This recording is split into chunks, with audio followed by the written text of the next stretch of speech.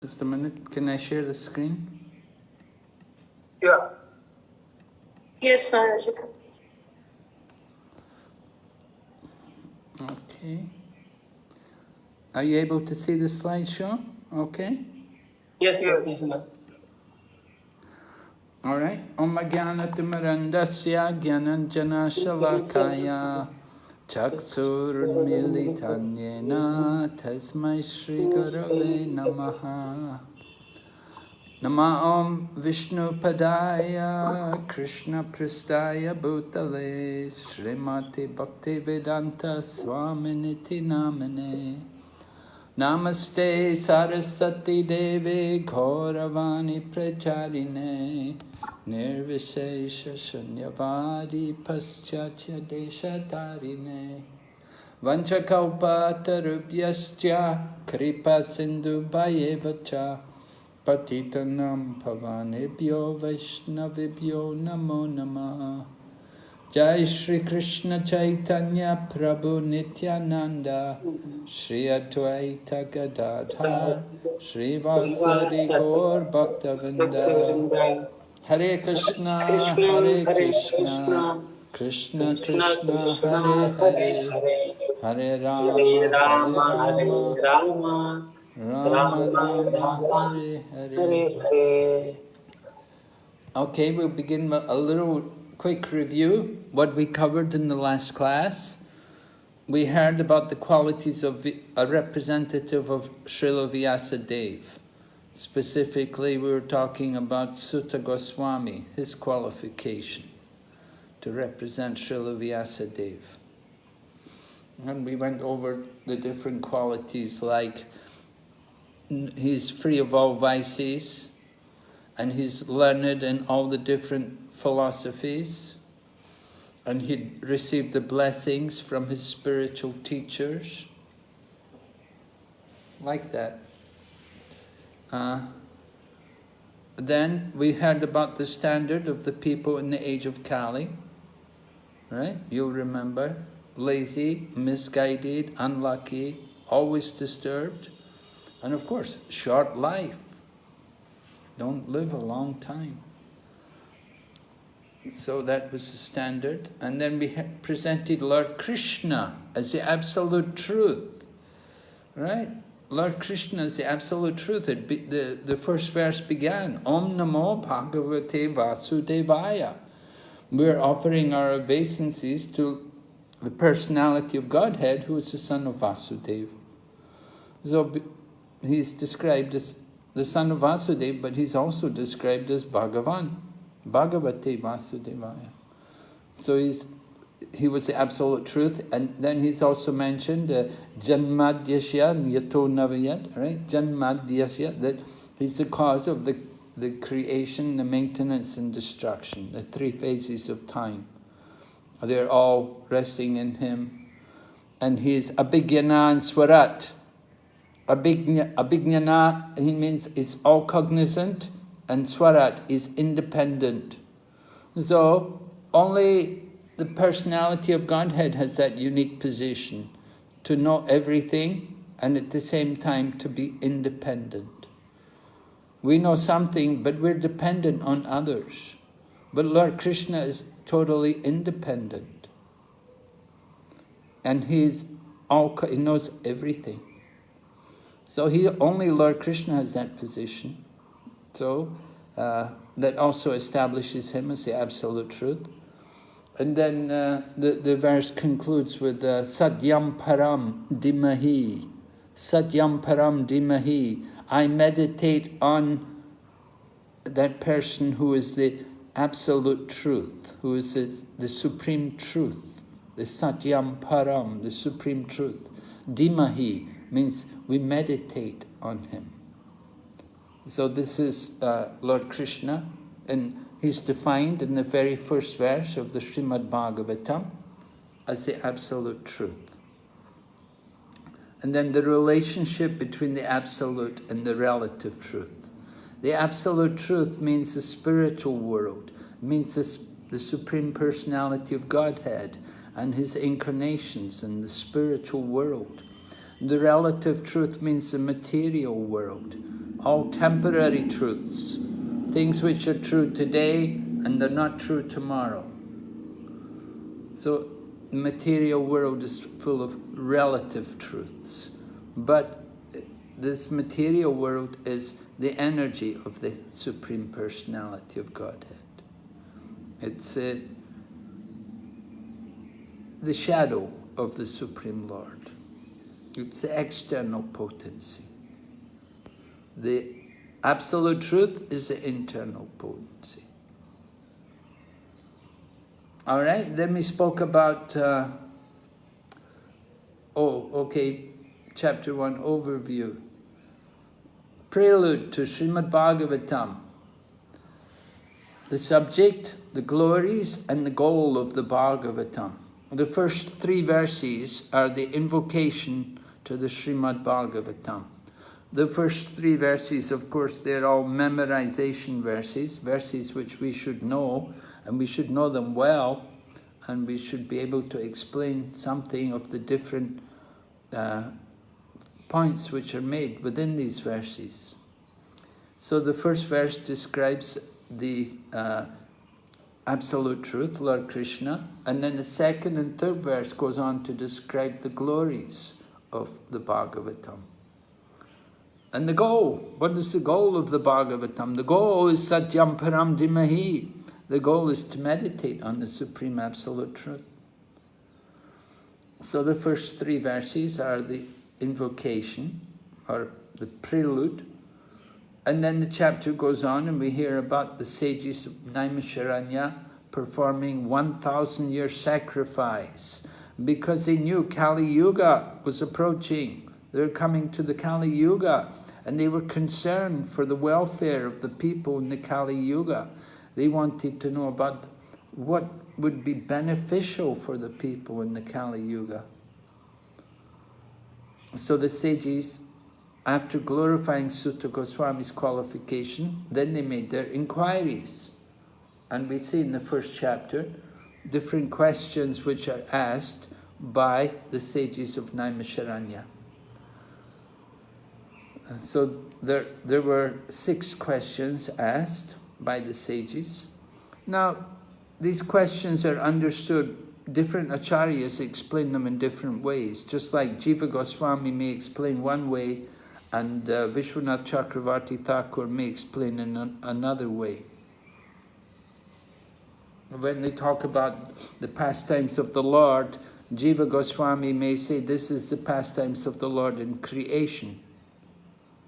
And Vishwanath Chakravarti Thakur may say, no, this is the pastimes of the Lord in his, it could be all of his pastimes, his leelas, and as well as not only creation. So there are 6 questions. We'll be looking at those as we go on into the second chapter. You have the 6 questions listed for you in the student handbook. You can see the 6 questions and the verse where they're from. And so you should know this. All the acharyas, they identify these 6 questions. They just identify them in different ways. Okay. So the first verse, the opening verse of the Srimad Bhagavatam, is offering obeisances to Lord Sri Krishna, who is the Absolute Truth. The subject and goal of Srimad Bhagavatam is to know the Absolute Truth. And we said, Satyam Param Dhimahi. We want to meditate on the Supreme Absolute Truth. So we have to know, we want to know about Him. We want to absorb our minds in thinking of Him and remembering Him. So Srila Vyasadeva begins by offering his obeisances to Lord Krishna, who is the son of Vasudeva and who is the Supreme Absolute Truth. Then verses 2 and 3 go on to glorify the Srimad Bhagavatam, the topmost scripture which brings us to the point of achieving the goal, Satyam Param Dhimahi. Okay, so here's the second verse from the Srimad Bhagavatam. Dharma prajita kaitavotra paramo nirmatsaranam satam vedyam vastavam atravastu shivadam tapa trayon mulanam Srimad Bhagavate Mahamuni Krite Kimva Parer Ishvara Sadyo Hridaya Varujyate Takritibihi Sushrushubi Takshanat. Right? So,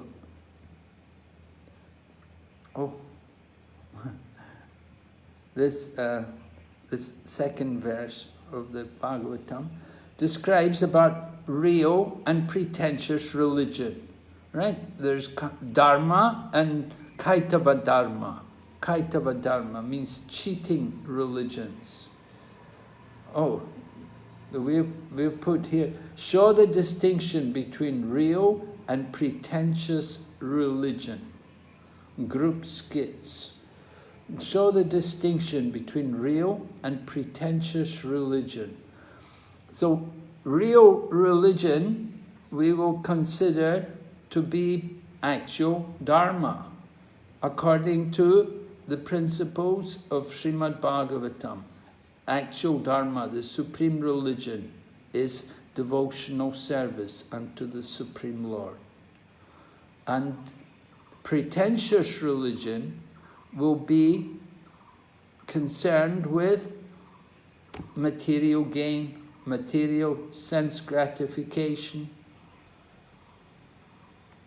There are 4 goals in material life. You know, the Vedas speak about the Purusha Arthas, the 4 goals. There is Dharma, Artha, Kama, and Moksha. So generally, cheating religion or pretentious religion are concerned with these things. They're concerned with sense gratification. How many people do we have here today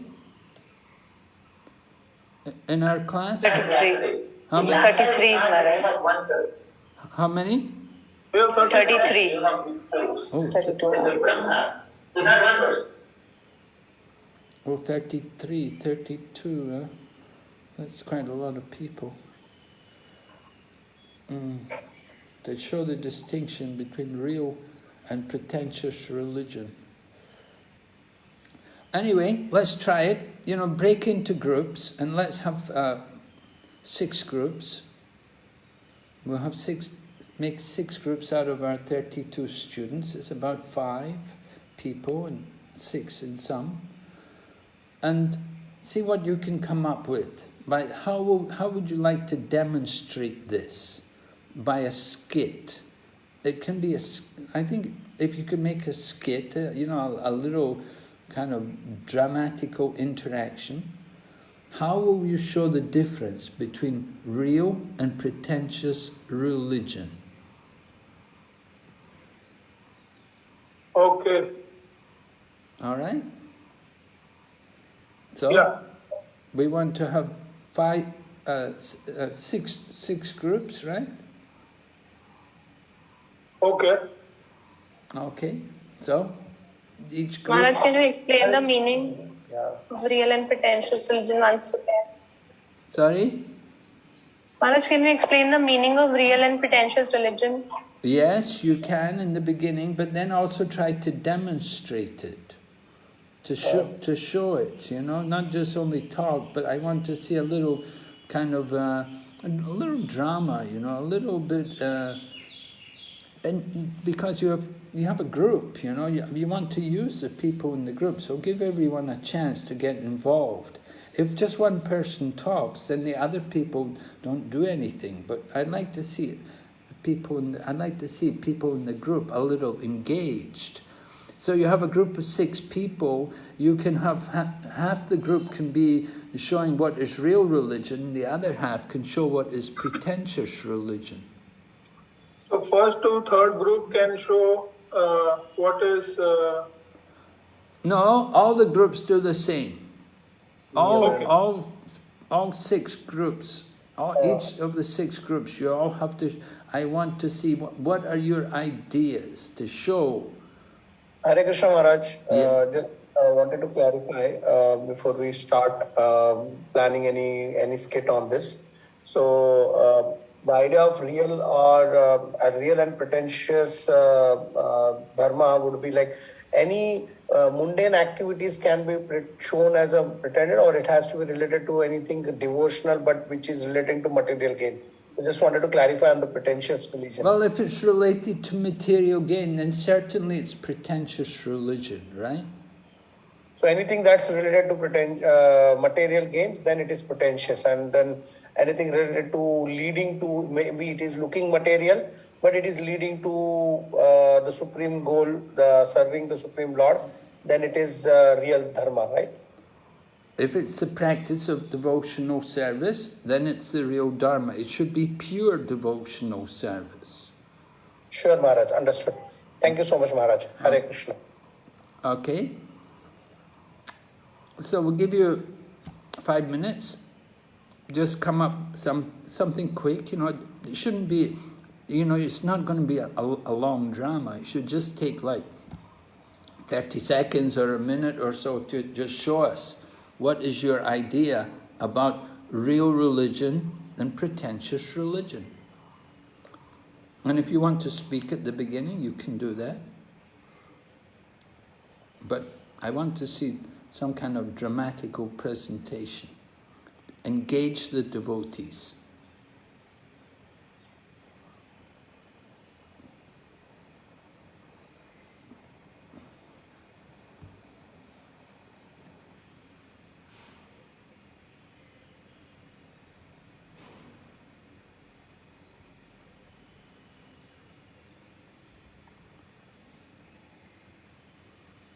Hare Krishna, Prabhu.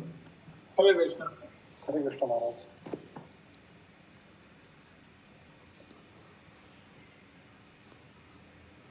I think one of the points we should highlight is, as Prabhupada said many times, that to love the God is the real purpose of a religion. So I think whatever the path or whatever the religions in the world, if they teach properly how to love the God, then actually it is called a religion. I think if we can also include this point as a real religion.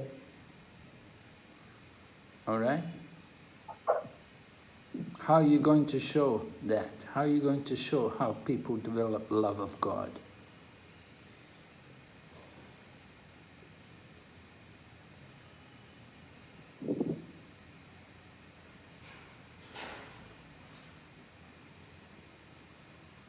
The processes which actually produce the results, that actually also one of the distinguishing feature of the real religion from the Shavatal religion. Yes. How are we going to demonstrate it? How can we show it? Dramatically. What does someone do if they have to practice, if they're practicing real religion? What will they be doing? They'll be following Navda Bhakti process. Yes, so what will they be doing? They'll be building temples. They'll be chanting. Chanting, okay, I think that's a bit better. I think chanting or kirtan, they will engage in kirtan or chanting the holy name, or maybe they're having sangha, you know, discussing, reading Bhagavad Gita, giving a class, you know, like that. Someone's speaking, others are hearing.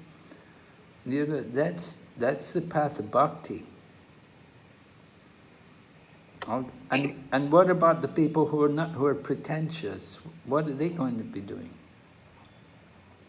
They would desire for material gains, like we can show that, you know, one of the person is asking, maybe doing some religious principles such as yajnas to gain some wealth or fame. So they are they are basically, you know, practicing religion, but to gain some material benefit. Yes, right. What kind of benefit? As in like wealth or fame, name, like any between. If we are showing the skit, we can show a person, you know, who is chanting mantras and praying to the demigod for wealth Okay? Yes, right. Have you ever done that? Did you ever do that? Prayed to a demigod? Yes? Not yet, Maharaj. Really? You never did that? You only pray to Krishna. Maharaj, one person can become like a bogus guru, and he is trying to take some money from his disciples. One of the candidate could be a show as a disciple, and there could be a dialogue between them. Like he's asking for money for giving mantra, and he asking to tell them to worship demigods. In that way, it could be a Okay, yes. Good. Okay, so you could be the bogus guru, right? yes, sure, Maharaj. So who would be my disciple for? The Maharaji just now. Okay. I can be your disciple, yeah. Yes. So, Mataji, I will ask a certain amount of money for initiative, and I will see you. You can chant anyone's name. Okay, there is no need of chanting. Yeah, so I can ask you that, what prayer, what should I do, what name should I take, and you can say that you can take name of any demigod for any benefit, material benefit. You can list any material benefit. And what? How do we show the right path? Like Maharaj said, till now we showed the negative aspect. And right path, Sachinandan Prabhu and Bhakti Nasim Prabhu and Abhay Prabhu can do. Like, maybe book distribution story can be taken like Abhay Prabhu become a non-devotee and Sachinandan Prabhu become a devotee, and he is preaching about, like, you read Bhagavad Gita. Yes, true. I think you are explaining. Yeah, like Sachinandan Prabhu is preaching to Abhay Prabhu and Bhakti Nasim Prabhu that you should take up Bhagavad Gita. Okay. So the breakout room will close within next 50 seconds. Yeah, so we have to, Maharaj said we have to do it in 5 minutes. So 5 minutes are done. Yes, right. I think you have enough. I think you know what you're doing. I think you've got it. Very nice. You just have to do it. Okay, sure. Then we can leave the breakout room and we can meet at the main meeting.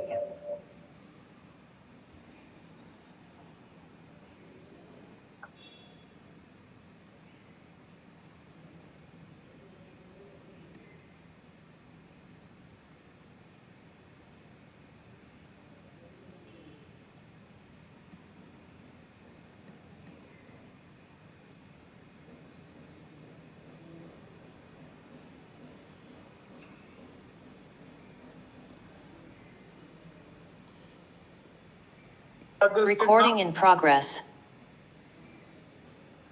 Hare Krishna, everyone back? Yeah, Prabhuji, let others as well join. It's just 26 people right now. Okay. Okay.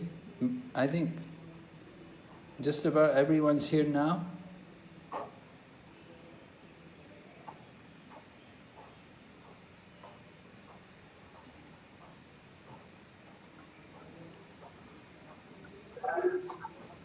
All right, yeah, everyone's back?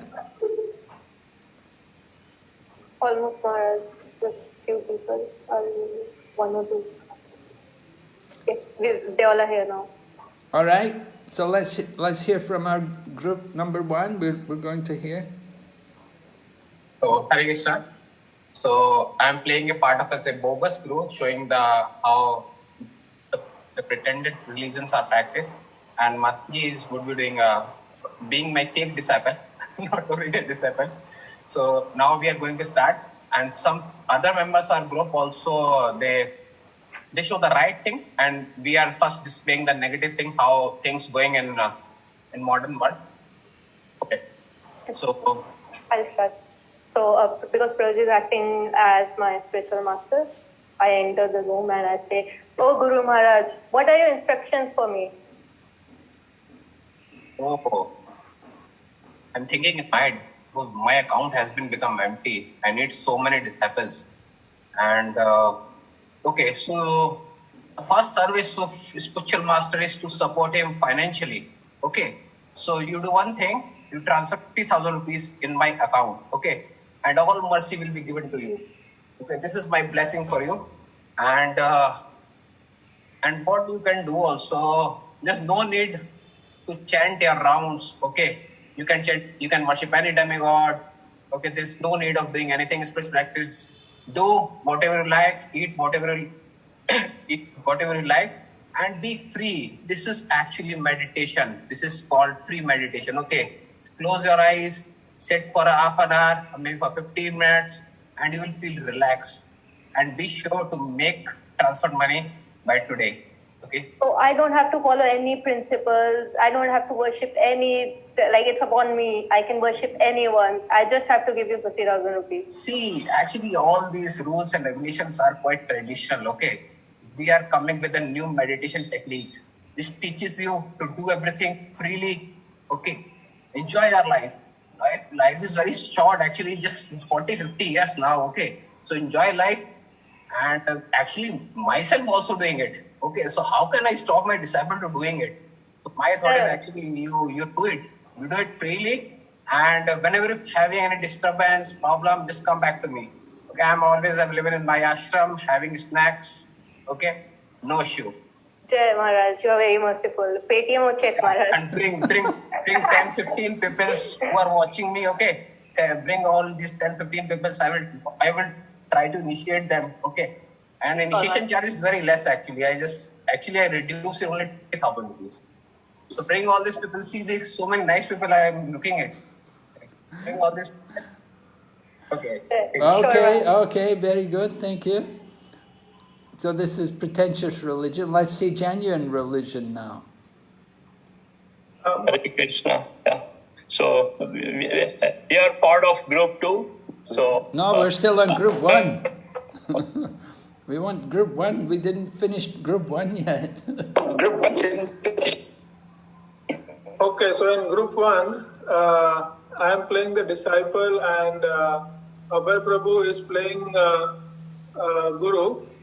And as a good disciple, I am very submissive, and I told him that I want true Krishna love. So Abhay Prabhu is now going to suggest me how to get causeless mercy of Lord Krishna.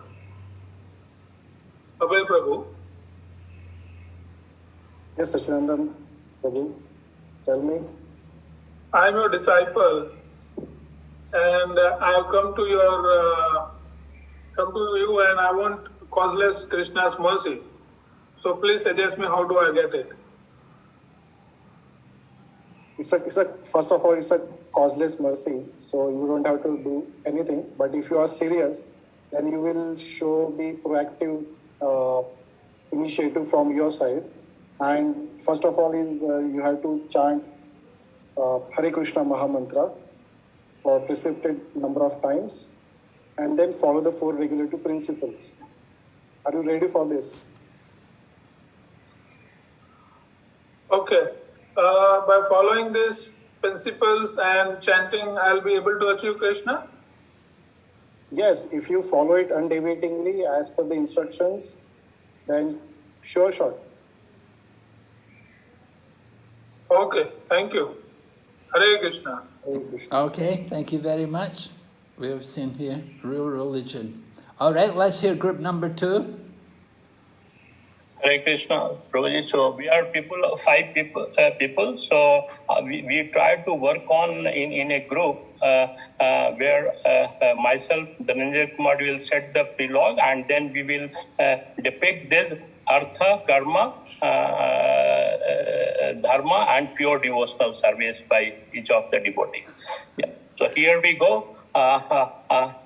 Why Lord Krishna is only enjoying, we are also his eternal associates, so why we don't get a chance to enjoy?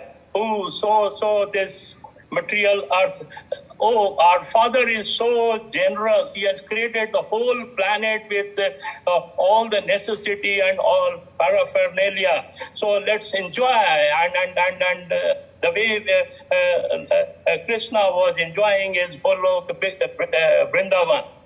So over to Dev Dhananjay Das Prabhu. Yes, so there is a similar, you can say, drama theme for us, that I'm talking about artha, the money. paisa, okay na? Money is honey. So like this, we have a good disciple, very rich person, and rich guru. Of course, he says it was said in the first group that just give us some money, whatever rupees, 1 lakh, 2 lakhs, and just become a disciple. And most important, there is the need to follow the rules. Like you can chant only one round of Hare Krishna Mahamantra, which is enough for us, and say this is a human life. So only you put in one time in life. So enjoy the life, and you can have all the sense gratification, and you can live in a very royal life, and there is no need to follow the rules, no bhakti required, because the somaras, you can drink whatever you can. Like we say that in the heaven they take somaras, so you can enjoy it and take somaras and having a good peaceful life. And all this sex also, whatever you can don't follow the sex rules, whatever. So the artha is very important, and artha can be utilized in any way what you want, and at the end you might get mukti, you can say. But this artha, the money is important, and with money you can buy anything, happiness also. So Bhadavata Bhakti, it is artha which is important. So just enjoy by spending the money as you want, enjoy with the self gratification. Hare Krishna. Oh Lord, so Lord has given us everything, all the wealth, but our greed has created a differentiation. We have started hoarding things, we have monetized the things, and so the differentiations happen, and everybody want to enjoy in different format. So there's the great exploitations of the resources of our father. Now we want to satisfy our senses and enjoy like Krishna. So over to CHKD. Hare Krishna, I am playing the role of Kama. What is the goal of religion? Potential religion I am discussing. We have to satisfy our senses. This earth is made for Krishna. Everything is for him. So how we will satisfy our Krishna? So go to any demigod, satisfy your senses. That is the goal of life. Whatever you want to do, break the regulative principles. What Charvak Muni says, Yava Jive Sumjive Ranpa Gative. That is the goal of life. Otherwise, after this life, who knows where will we go? So, do your services, worship God, but ultimate goal is satisfying our senses. Because if we are not satisfied, then how we will satisfy others? So that's why just focus first on your satisfaction, and wherever you get satisfaction, whether demigod, whether Kali Puja, whether Tantra, Mantra, anywhere, do that first. That is the goal of life, to satisfy our senses. Thank you. Why we are not enjoying our senses the way the Lord Krishna was enjoying over there? What wrong with us? We had all the wealth, we are using this, but still we are not happy. So there is something missing. Let's do some dharma, what the Lord has suggested us in the booklet which they have given in a manual form. Let's refer it and explore something to make our life happier. Over to CSD.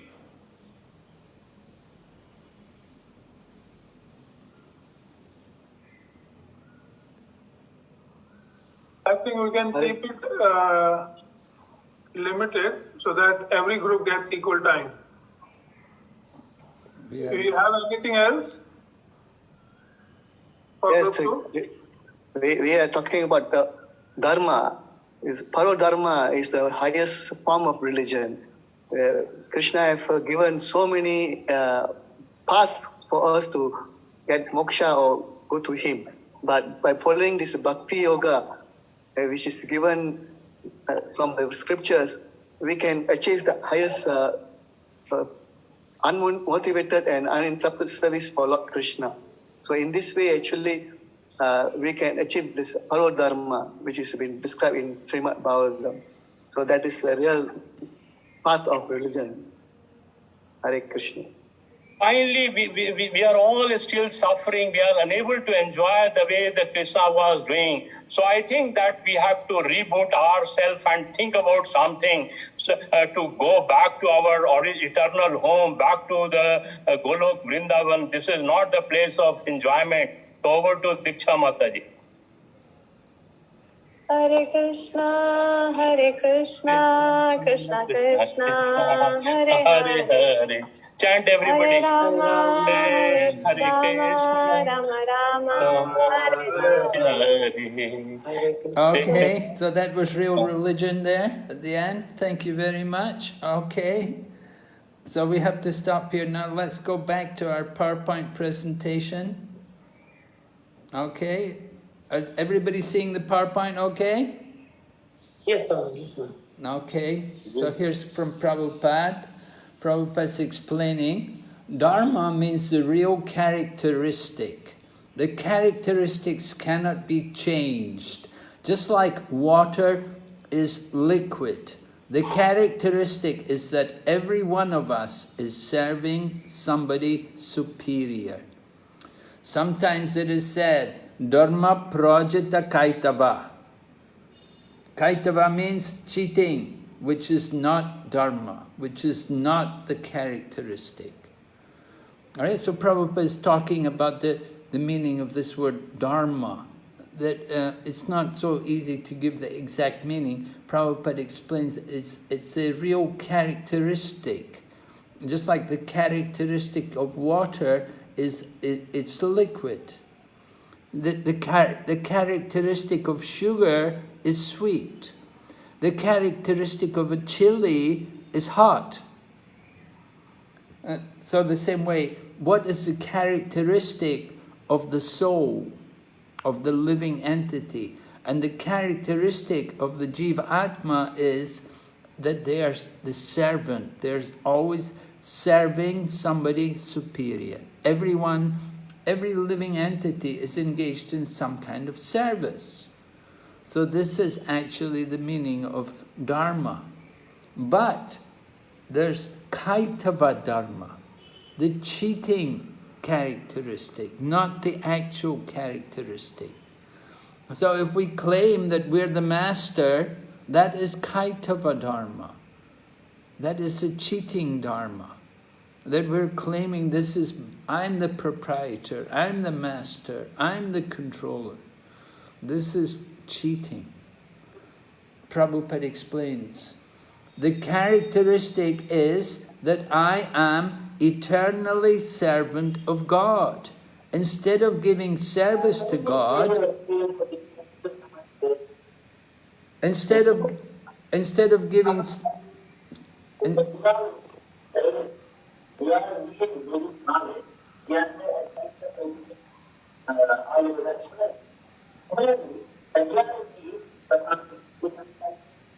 Can we mute? So if you've got some people there in the background, you have to mute yourself, please. Maharaj, we have music. Yeah. So the characteristic is that I am eternally servant of God. Instead of giving service to God, I am now engaging in the service of the dog. So, on the standard of this so-called service, Bhagavat Dharma is not discussed. Srimad Bhagavatam rejects all of these other dharmas. The service of the dog is not going to be there in Srimad Bhagavatam. That is Kaitava Dharma. The real Dharma is the servant of God. So this is what's going to be presented in Srimad Bhagavatam. Here you can see Dharma Prajita Kaitava. Prajita. The word, Prabhupada explained, the word Prajita is significant. Pra means complete and Ujita means it indicates rejection. And this is from our Adi Leela. Chapter 1, verse 91.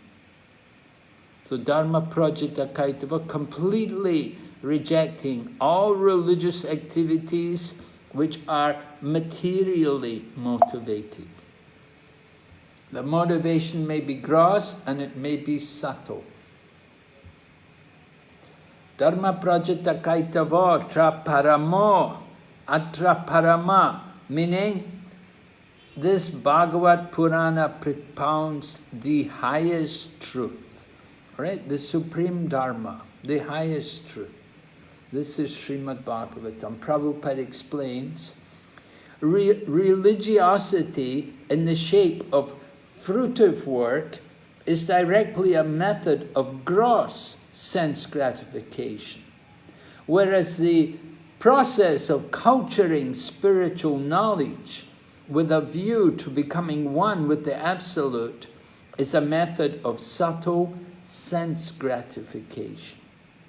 All such pretentious religiosity based on gross or subtle sense gratification are completely rejected in the process of Bhagavad Dharma. So gross sense gratification is to desire some fruitive gain,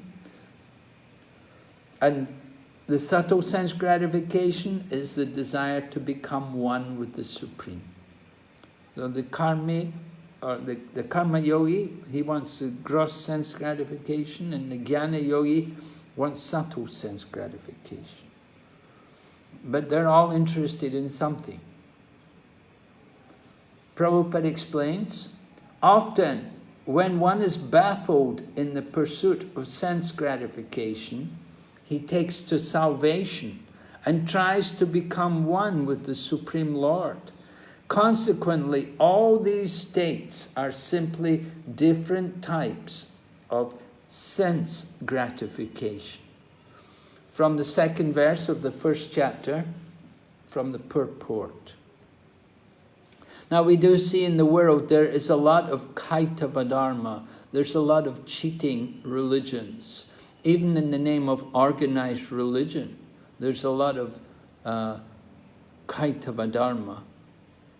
People go to God and they will pray, oh, cure my disease, oh, help me, I'm in distress, I have this legal problem, please help me win the case.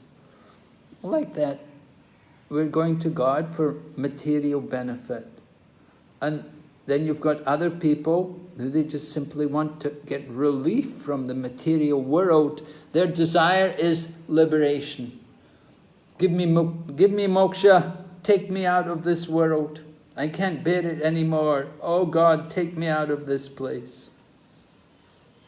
So this is sense gratification. From the Chaitanya Charitamrita, Prabhupada explains, the process of Bhagavad Dharma is the transcendental religion. That is the eternal function of the living being. In Srimad Bhagavatam, a distinction between real religion and pretentious religion is clearly made. So right from the very beginning, from the invocation, Srila Vyasadeva is making it clear that he's presenting the standard of pure devotional service. Just like in the Nectar of Devotion, Bhakti Rasamrita Sindhu, Rupa Goswami also presents pure devotional service. Now, often we don't appreciate what is actually pure devotional service. We even practice Krishna consciousness with mixed devotion. We're not always so conscious of pure devotion. And we come to Krishna with so many mixed desires. The young girl comes, she wants a good husband. Or the couple come, they want to have a child. Or people come with economic crisis, they're looking for a job, find a good job. Some people just want to get peace of mind, just to get some relief from the pressures of the material world. Their motive is not to please Krishna. You see, the real purpose, the real goal of life is to please Krishna. That is actual real religion, when our intention is simply to give pleasure to Krishna. So this will be brought out as we go through the second chapter. Okay, would someone like to read for me? Sure, Maharaj, I can read. Dharma, Artha, Kama, and Moksha, Chatur Varga, are the four principles of religion that pertain to the material world. Therefore, in the beginning of Srimad Bhagavatam, it is declared, Dharma Projita Kaitavatra, treating religious systems in terms of these four material principles are completely discarded. Srimad Bhagavatam teaches only how to develop one's dormant love of God. Adi Lila 7.84. Okay. So Prabhupada tells us the Chatur Vargas, the four goals of material life, right? Four principles are the four principles of religion in the material world. Begins with Dharma, which is material religiosity. Material religiosity with the intention that it will bring artha, economic gain. And we can see that in the world. For example, the first people, they say, you know, the Europeans, when they first went to America, when they crossed the Atlantic to go to America, they were very pious, religious people. And when they got there to the USA, they built churches and they brought religion with them, but their motive was economic development. They got artha, they got economic gain, and with the economic gain they had sense gratification. So the Vedas prescribe that we should follow this path, and then the idea is that after sense gratification you would become frustrated, and then we'd think about liberation. But it never usually works out like that. And we find out today that in the modern times people have no interest in Dharma and they have no interest in moksha. They're not really interested in artha, they just simply want kama. They just simply want sense gratification. That's the main thing. Just let me gratify my senses. They don't care about anything else. They're so mad for sense gratification. So this is the material world. And Srimad Bhagavatam is completely against all of this cheating, which goes on in the name of religion. So cheating religious systems. Some religions are promoting Dharma, but with the idea of material benefit. And other spiritual processes, they may be talking about moksha, getting out of the material world. So it's all cheating religion. It's not actually for the pleasure of the Supreme Lord. And it has nothing to do with developing love of God. So that's why it's all cheating religion. And Srimad Bhagavatam is rejecting all of this cheating. Can you go ahead, read Prabhu? Keep reading. Sure, Roji. Sure, Maharaj. Others also, the so-called religious system, they also think like that. The Christians, they go to the church, oh God, give us our daily bread. So this bread supplying business is like that. God simply supplies bread and we eat and we enjoy. Similarly, the Hindu system also there is, oh God, give me some money, I'm very poor, I'm suffering from disease, please cure it. And so everywhere you'll find some motive in religion. Srimad Bhagavatam 1.2, Karkas, February 23, 1975. Yes, thank you. So Prabhupada's giving some examples of cheating religions. How we pray in Christianity, our Father which art in heaven, hallowed be thy name. Give us this day our daily bread. So Prabhupada quotes that from the standard prayer which Christians have. Give us our daily bread. So Prabhupada, they think God is simply there to supply bread. There's the thought of giving us, serving God and developing love for God, it never occurs to people. We simply think God is there as an order supply agent. You call them up, you tell, bring me this, bring me that, and they send it to you. Nowadays, of course, we do it, right? Everybody has a hand phone, and you call up online and you say, send me this, send me a pizza, and they bring it over and like that. And Prabhupada talks how the Hindu tradition is also there, the same thing. Oh, I'm poor, I'm suffering, I have disease, please take care of me, cure it. So, material motives means we're never peaceful. In the Chaitanya Charitamrita it describes like that. Bhukti mukti siddhi kami sakale ashanta. Krishna bhakti niskam saisha shanta. That so long as one has some desire for bhukti or mukti or siddhi or kama, it will never be peaceful. But only the devotee, they're peaceful. Krishna bhakti nishkam saisha shanta. So the devotee, he has no material desires, so he is peaceful. But devotee desires to please Krishna. It's not material, that's a spiritual desire.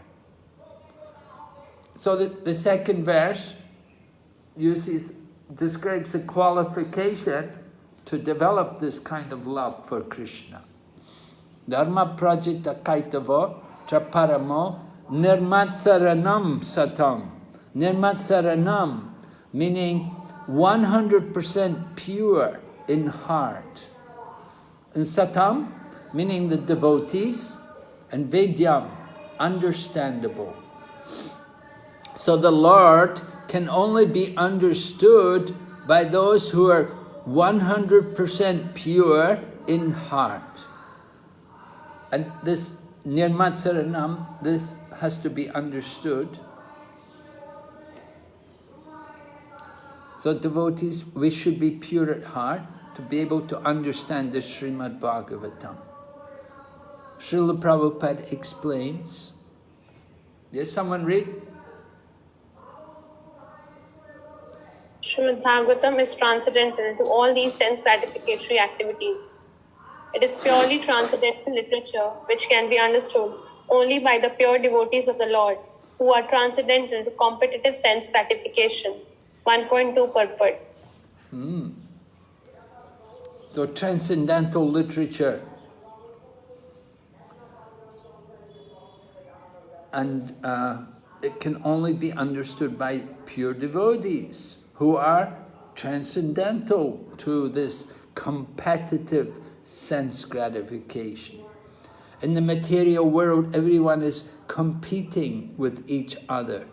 And because we're competing with everyone for sense gratification, that's where the envy comes. Someone enjoys and somebody's not. Somebody's getting the sense gratification, someone's not. The person who's not getting will envy the person who's getting. Well, it's all about envy, competition, envy. You envy the winner. If you lose, you feel really bad. Oh, he beat me. Oh, he won. I didn't win. You feel very low. You feel dejected because you lost the competition. You lost the sense gratification. Actually, we should be glad. We're saved.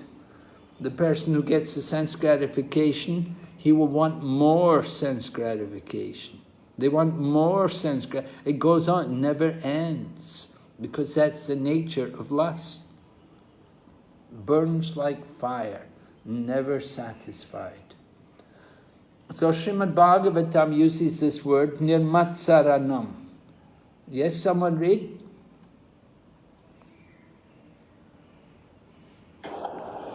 Matsarta means to become intolerant when his neighbor is prosperous. In our Krishna consciousness movement, if we become envious, oh, my God brother, oh, he has become so popular, he is making so much progress.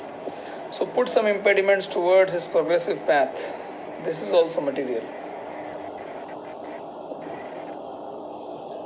So this Bhagavad Dharma is not for such envious persons. Therefore it is stated here, Paramo Nirmat Saranam Satam. Not for the envious persons.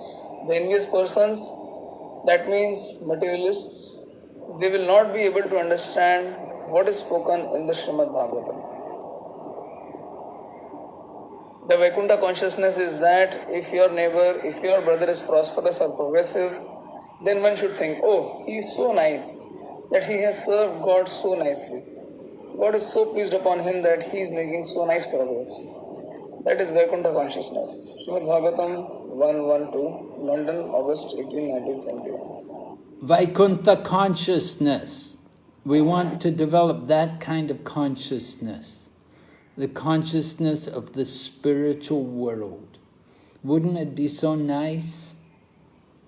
No envy, to give up envy.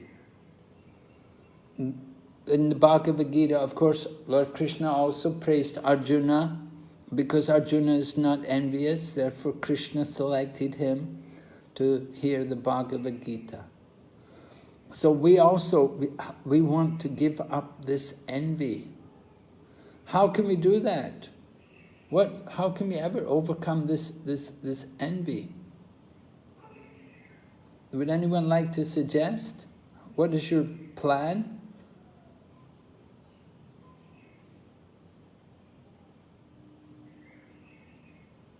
Engaging the mind in devotional service. Yes. How are you going to engage your mind in devotional service? By practically performing the service either at home or in the temple, and being in the association of others. So what kind of service are you going to do?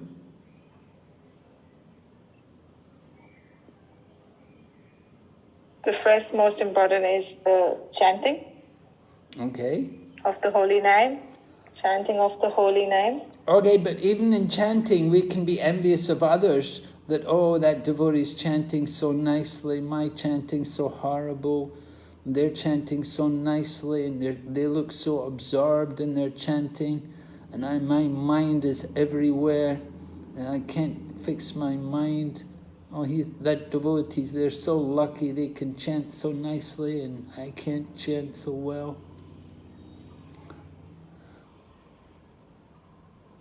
Right? We may envy another person.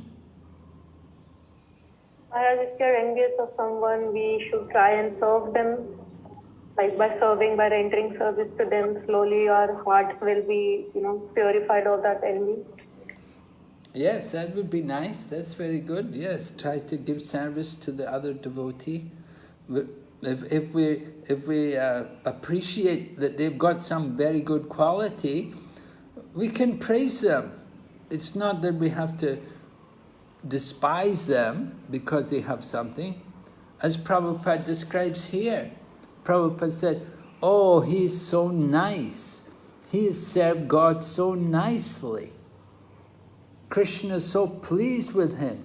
He's making so nice progress. So appreciating the devotee, this is the idea. We have to train our mind to think like that. In the material world, we train our minds to think bad of people.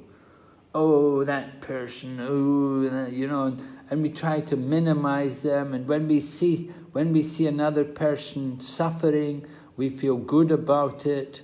And when we see a person doing well, then we feel bad about it. Oh, why that person's always doing so good, why he's always getting so much credit. So we have to train our minds. We have to think that, oh, that devotees, he served Krishna so nicely. Krishna must be pleased with him. So it's really a training of the mind just to develop this kind of quality, to get free of this envy. Envy, this is why we're here in the material world, because we're all envious of Krishna.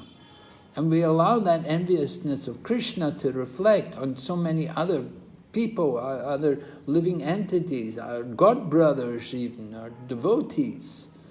We envy other people, but we just simply have to appreciate them and think, oh, they're so good, they're so great, they're doing really nice service. I wish I could do service like that. And in this way, we can even ask them for their blessings. If you serve them, if you give them some service, you can say, please bless me that I can also become a good devotee like you. So this is the idea. Developing humility will help us to give up that envy.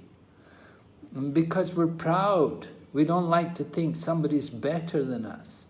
So we want to be humble and think of ourselves as small and insignificant.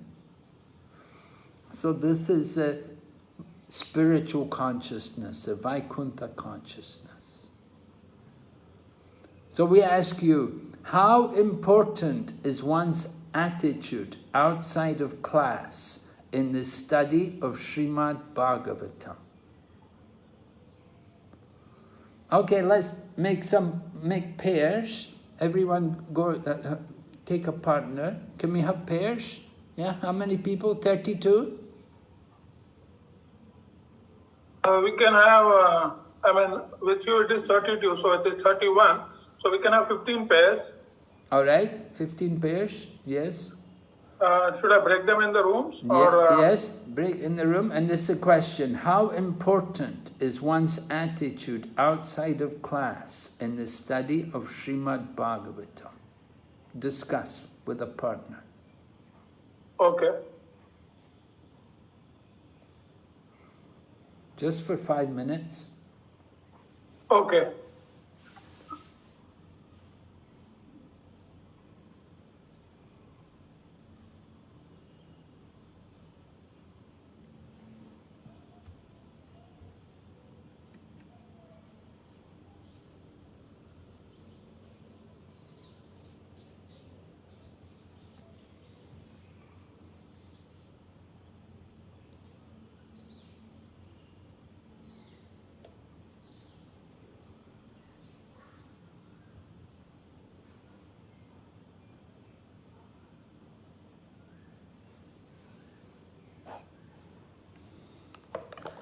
Hare Krishna.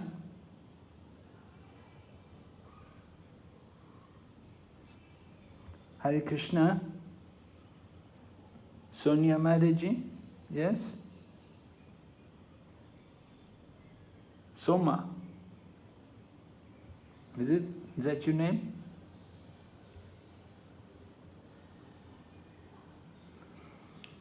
Hare Krishna Madaji, can you hear me? Soma?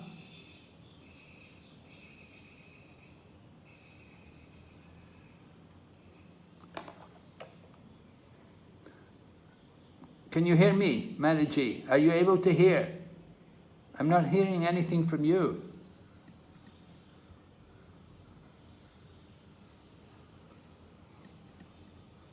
Hare Krishna.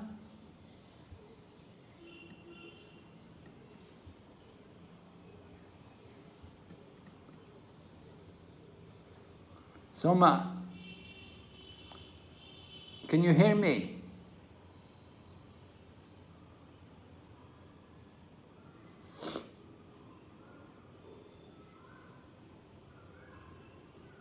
Hare Krishna.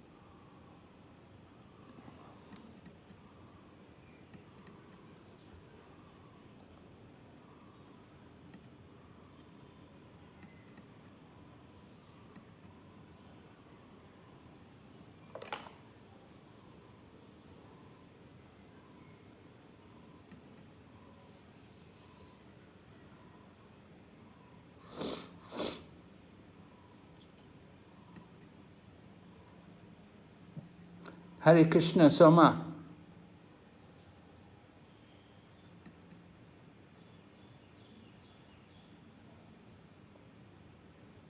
Hare Krishna Maharaj. Oh, now you're responding. Okay. So I wanted to know, what do you think about how to reply to this question? How important is one's attitude outside of class in the study of Srimad Bhagavatam?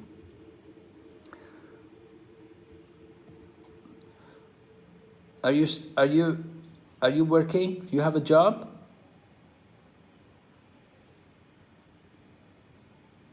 Soma?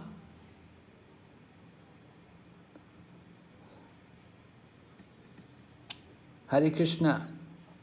Hare Krishna Maharaj. Dandavat Pranam. Yes, do you have a job? Are you working in a job? Okay. Okay, Maharaj. Actually, they put you also in the breakout room, so. Yeah, I want to know, are you working in a job? No, Maharaj. I'm just logging into two different system. Last time what happened? My internet disconnected, and then I was struggling to rejoin the group. Okay, so what about your attitude? What do you do, right, outside of class? Are you married? Yes, Maharaj. Okay, is your husband a devotee? Yes, Maharaj. Okay, good. Where do you live? I live in Mumbai, Maharaj. Okay. So do you go to temple there in Mumbai? Yes, Gopinath temple is nearby. Oh, you go to Gopinath temple. You're in Chowpatty there? Yes, Chowpatty temple. Oh, okay. Recently, Radhanath Swami Maharaj took session on Nashima Chaturdashi. Yes, yeah. Did you go? Yes, of course. And we're blessed to have his session. Okay, you got instruction from him? All right, so what about your attitude outside of class?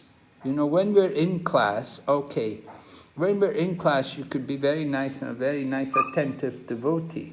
But when we come out of class, it may be a very different thing, you know? Yes, Maharaj. Do you have any children?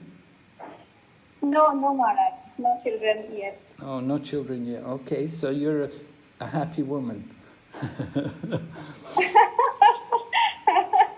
You don't have to worry so much about children yet. You can. Everyone is ready with their Okay. presentation. Okay, so we have to go back. Let's see. Recording in progress.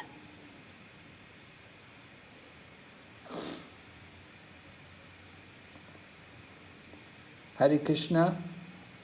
Everyone back?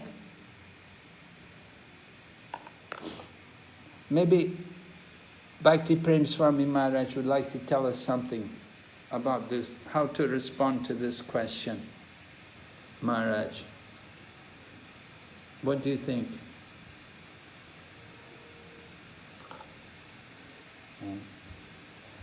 I'm muted. Hare Krishna. Oh. All right, can you hear me?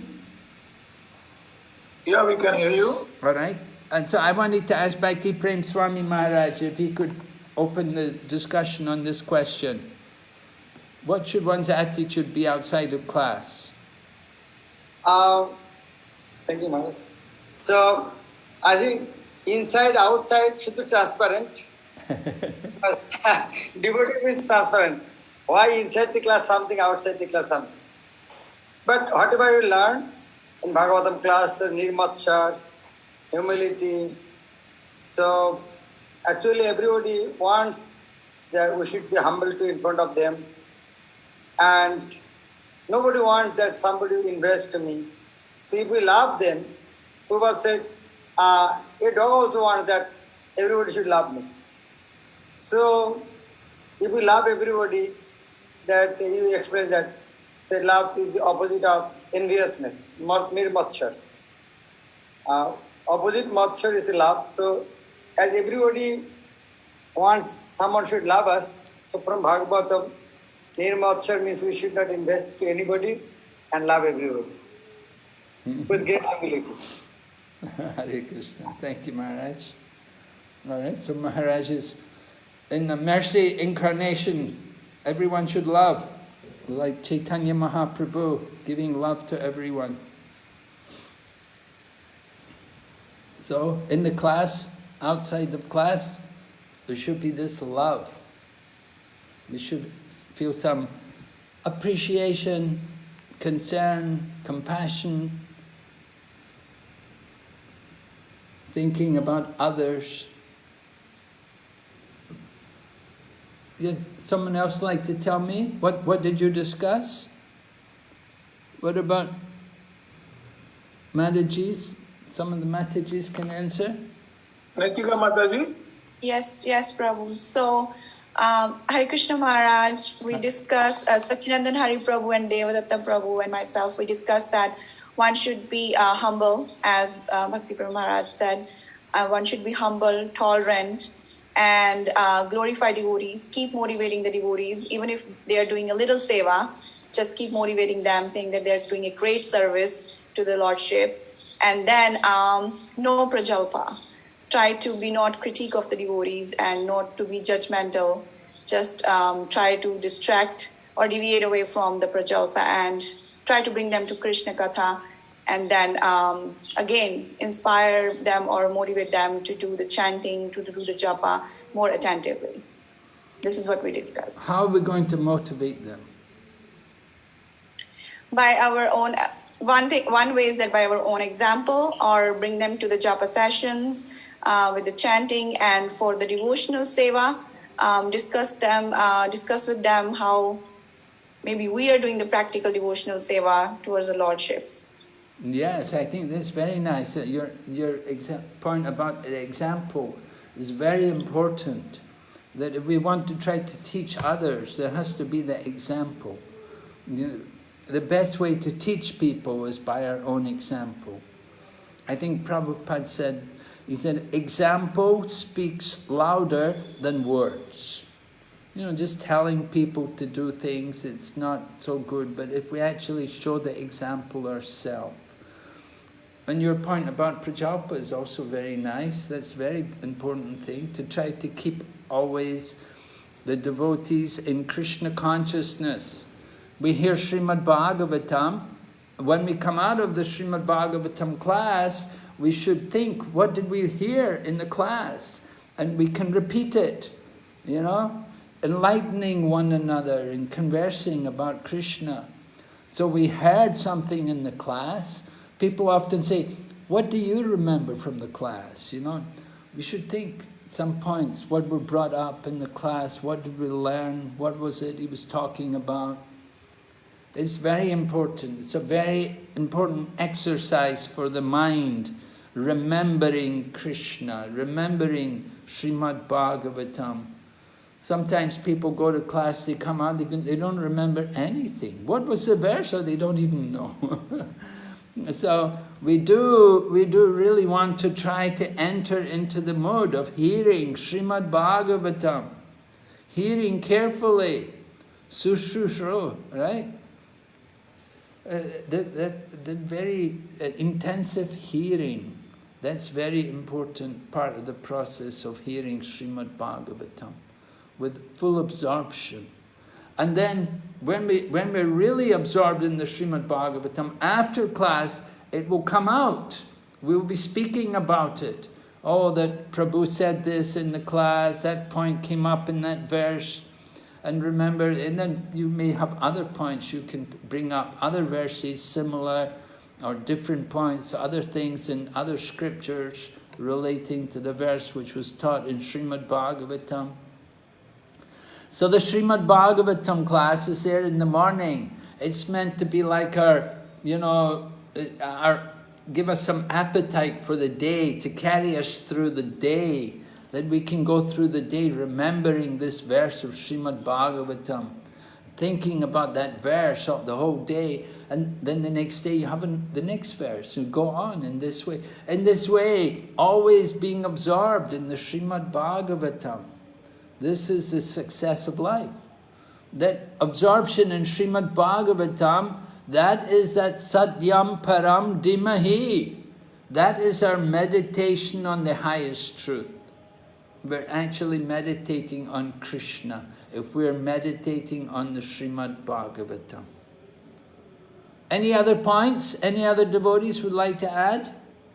Hare Krishna, Hare Krishna Maharaj. Yes, Maharaji. Hare Krishna. Maharaj, we can the qualities we can incorporate in ourselves is maybe we can stop fault finding in others. We can stop greediness. We can show gentleness, and most importantly, if we give service to the Vaishnavas or the devotees, then by their mercy we can get good qualities or blessings of Krishna maybe. Oh, okay, very nice. Yes, we want to get the good qualities, the blessings of the devotees will help. Yes, and not criticizing others, but appreciating others. So the way to stop criticizing others is seeing the good in others.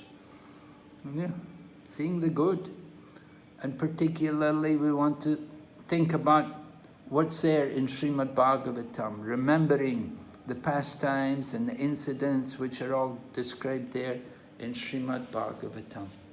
So keeping our mind focused on the message of the scriptures, that's very helpful. Thank you. Anything else? Okay, we'll go ahead. Let me see. Okay, so from the second verse, Mahamuni Krite Kimva Pare.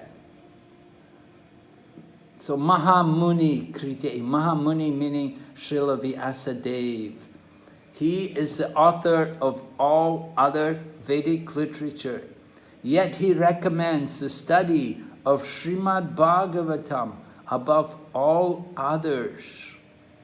He says, Kimva parer Ishvaraha. What is the need of any other scripture? If we have Srimad Bhagavatam, we don't need anything else. I think in the history it describes that at one point the Arabs came to Egypt, and when they came to Egypt, they saw the Egyptians, they had a huge library of all the different texts of the past, of the history of Egypt, and so many different things about the Egyptian civilization. So the Arabs came there, and the Arabs, of course, they were promoting Islamic faith. And the head of the army, he said, everything which is useful is said in the Quran. He said, if it's not in the Quran, it's no use. So he said, everything which is useful is there in the Quran, and all other things are no use. So he said, burn everything else. And so they set fire to this library of very, very valuable books, which were the records of the Egyptian civilization. And they just burned them to ashes. So we lost a very vital historical evidence about the Egyptian civilization. And the basis of the Muslim invaders was everything is there in the Quran. So Srila Bhaktivinoda Thakur, he also says, Bhaktivinoda Thakur says the same thing about Srimad Bhagavatam. He said, everything which we need to know is there in Srimad Bhagavatam. We don't need anything else. So if all the other books of the world, if they're all burned, if they're all destroyed, if they're not printed again, it won't be a great loss, because everything is there in Srimad Bhagavatam. How do we know that everything is there? Because Maha Muni Krite. Because this Bhagavatam is compiled by the great sage Srila Vyasadeva. And Srila Vyasadeva is the incarnation of Godhead. He is the Lord himself, who is empowered to write all of these books. And this Srimad Bhagavatam was written in his maturity. Of course, Srila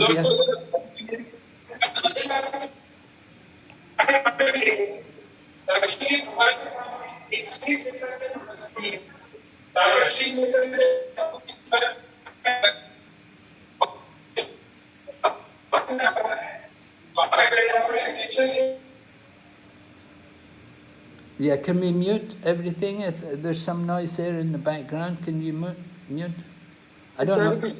Yeah, Maharaj, I'm trying to do it. Is he asking a question or what? I can't understand what he's trying to speak. Yeah, I can't understand either. All right, let's see, where are we? Okay, Mahamuni Kritik. We're speaking about Srila Vyasadeva, that everything is there. And Srila Vyasadeva is the authorized representative of Godhead. He knows everything, and he's compiled everything there in Srimad Bhagavatam. It's his mature offering. After compiling the Puranas and the Mahabharata, and after dividing the Vedas into 4, then after instruction from Narada Muni, he compiles the Srimad Bhagavatam. And that Srimad Bhagavatam, it is described in the 3rd verse, it is the fruit of all of the Vedas. The fruit, the ripened fruit of the Vedas. The Vedas are like a tree, and the valuable part of the tree is the mango. Now is mango season. Supposed to be anyway. Not many mangoes this year. But when there's mangoes on the tree, then the tree is very valuable. When there's no mangoes, nobody cares. But as soon as there's some fruits there, it's valuable. So the fruit of the Vedic literature is Srimad Bhagavatam. And the Srimad Bhagavatam is not just the fruit, but it's the ripened fruit. It is the highest ras. Prabhupada explains why this Srimad Bhagavatam is the ripened fruit of the Vedas. He said, because it explains the highest rasa, the highest loving mellow of exchange between Krishna and his devotees. Maharaj's slide is not changing. Sorry, slide is not changing? Yes, Maharaji. It is still stuck on chapter 1 overview. Yeah, I know it. It's okay. It came there, but you can see I'm coming ahead. There's a new one. We're going ahead into the 2nd chapter. That was just to review again the 1st chapter before we go into the 2nd chapter. Right? There's no fault in the slides. It's just like that. We made it like that. Just to remind you what's in the 1st chapter before we go into the 2nd chapter. So the first 3 verses were the invocation, and then the sages describe Sutta Goswami's qualification, and then they make their inquiries. 6 questions. And this way we go into the 2nd chapter. We go into the 2nd chapter, and the 2nd chapter begins with Sutta Goswami offering his respects. It is customary, before we speak, it is customary to offer prayers. Now, some devotees may offer prayers briefly, and some devotees may offer prayers in a more prolonged fashion. So here in Srimad Bhagavatam, Sutta Goswami offers his respects, and he offers to Sukadeva Goswami. He offers, of course, why would he offer to Sukadeva Goswami? Somebody can say? Because he heard the Bhagavatam from him. Yes, right. He heard. Who was Sukadev speaking to? Was Sukadev only speaking to Sutta? Maharaj Parikshit. Right. And Sutta Goswami was in the audience. And why does he offer obeisances to Srila Vyasadeva? Because he's the author of Srimad Bhagavatam. Yes, because he's the author of the Srimad Bhagavatam, right.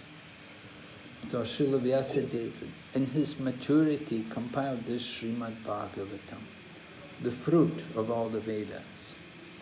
Now, we hear about Sukha Deva Goswami. Sukha Deva Goswami, Sukha means the parrot.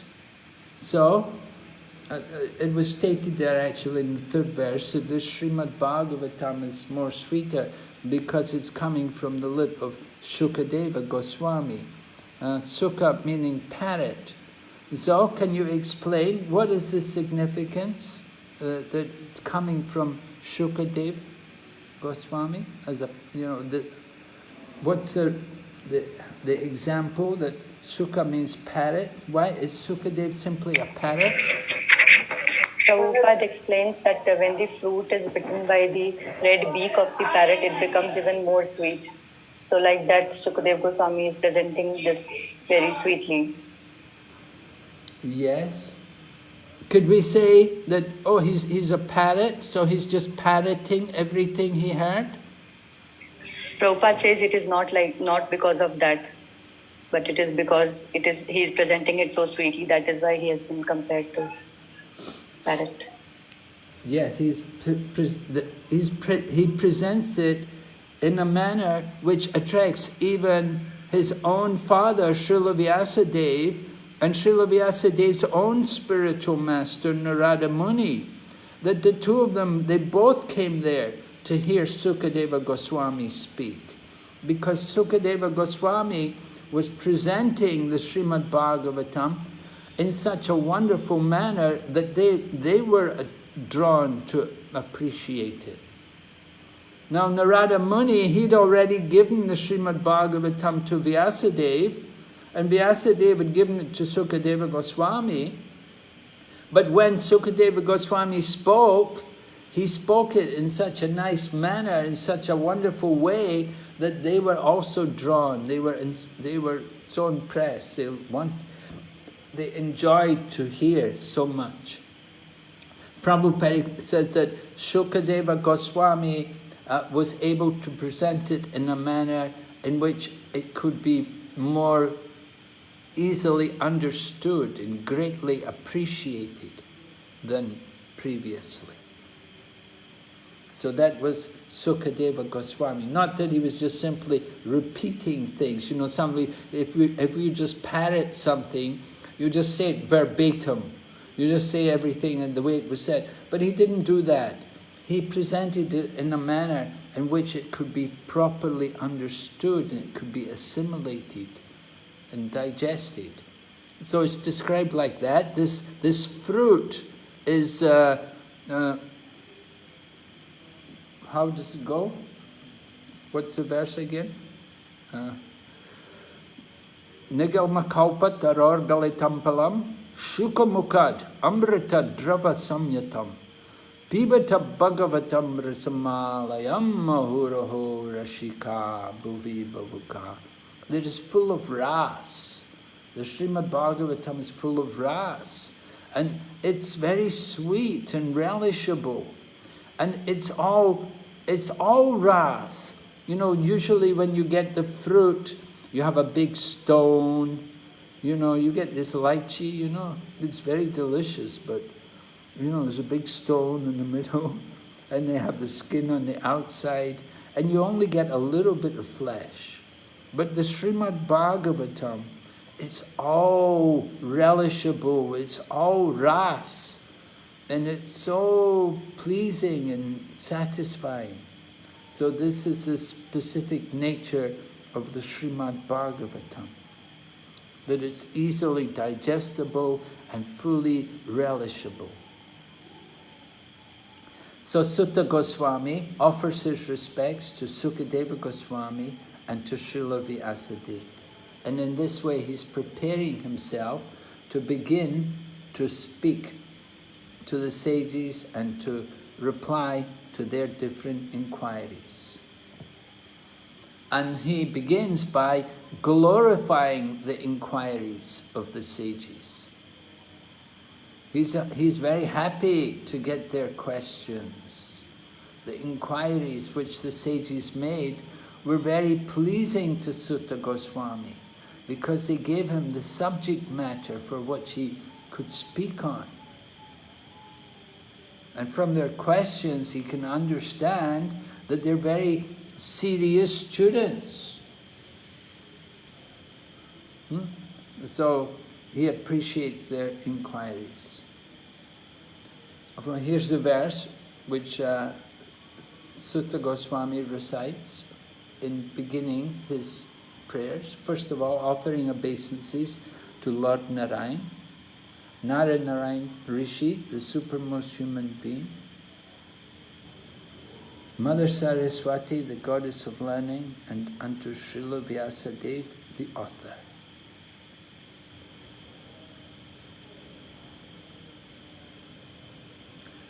So the sages say to Sutta Goswami, Krishna Samprashna, your questions are worthy because they relate to Lord Krishna.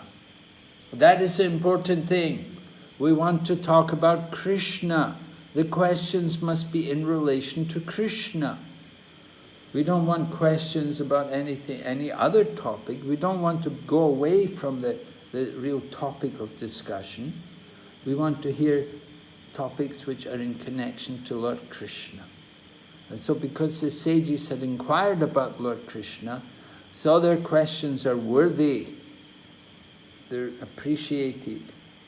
Yenatma suprasidati. Only questions of this sort are capable of completely satisfying the self. We want to satisfy the self. We want to hear, we need to hear about Krishna, Lord Krishna. And Lord Krishna means not only Lord Krishna the person, but also Lord Krishna's different expansions and incarnations and his different energies, his potencies, everything in relation to Krishna. And in this way we will feel the satisfaction of the self. But any other topic will not satisfy us. The material world, the gossip of the material world, the prajalpa, all the other things, they're not going to satisfy us. There's no satisfaction in the material energy. Bhavadbir lokamangalam. And so are of relevance to the world's welfare. So we spoke before about how the sages are compassionate. They're concerned about the welfare of the world. They're not just, they didn't go to Naimisharanya to perform a sacrifice just for their own benefit. Today, you know, if you go to Naimisharanya, there's a lot of people there, but you won't find too many sages there. And the people who go there to perform sacrifice, maybe they bring their child to shave their head or something, but they're not thinking about any real spiritual benefit. They're simply thinking about their material benefit. They've come there with material desires, material motivation. But these sages, 5,000 years ago, they were genuine, that they really thought about the benefit of others. And they were concerned about the whole world. And hearing about Krishna, they knew this was the best thing for the whole world. Prabhupada told us, Prabhupada told one devotee, there was one devotee, he was actually in Hong Kong, and he was alone. There were no devotees. He was all alone. We hadn't made any devotees at that time in Hong Kong. And devotees would go there. So somehow this devotee was there, and he told Prabhupada, he said, you know, I'm here in Hong Kong all on my own. And Prabhupada wrote back to him and said, stay there, don't leave. You just stay there and keep chanting Hare Krishna. He said that will be good for Hong Kong and good for the world. So Prabhupada was thinking about the whole world's welfare. And Prabhupada knew just to have one devotee there chanting Hare Krishna would make that place auspicious. So how much more it's true when the sages had all gone there to Naimisharanya to inquire about the oncoming Kali Yuga, about the perils and the evils and what to do about this Kali Yuga which is coming. The personality of Kali is going to come. Everything's going to decline. What are we supposed to do? So the sages had come there.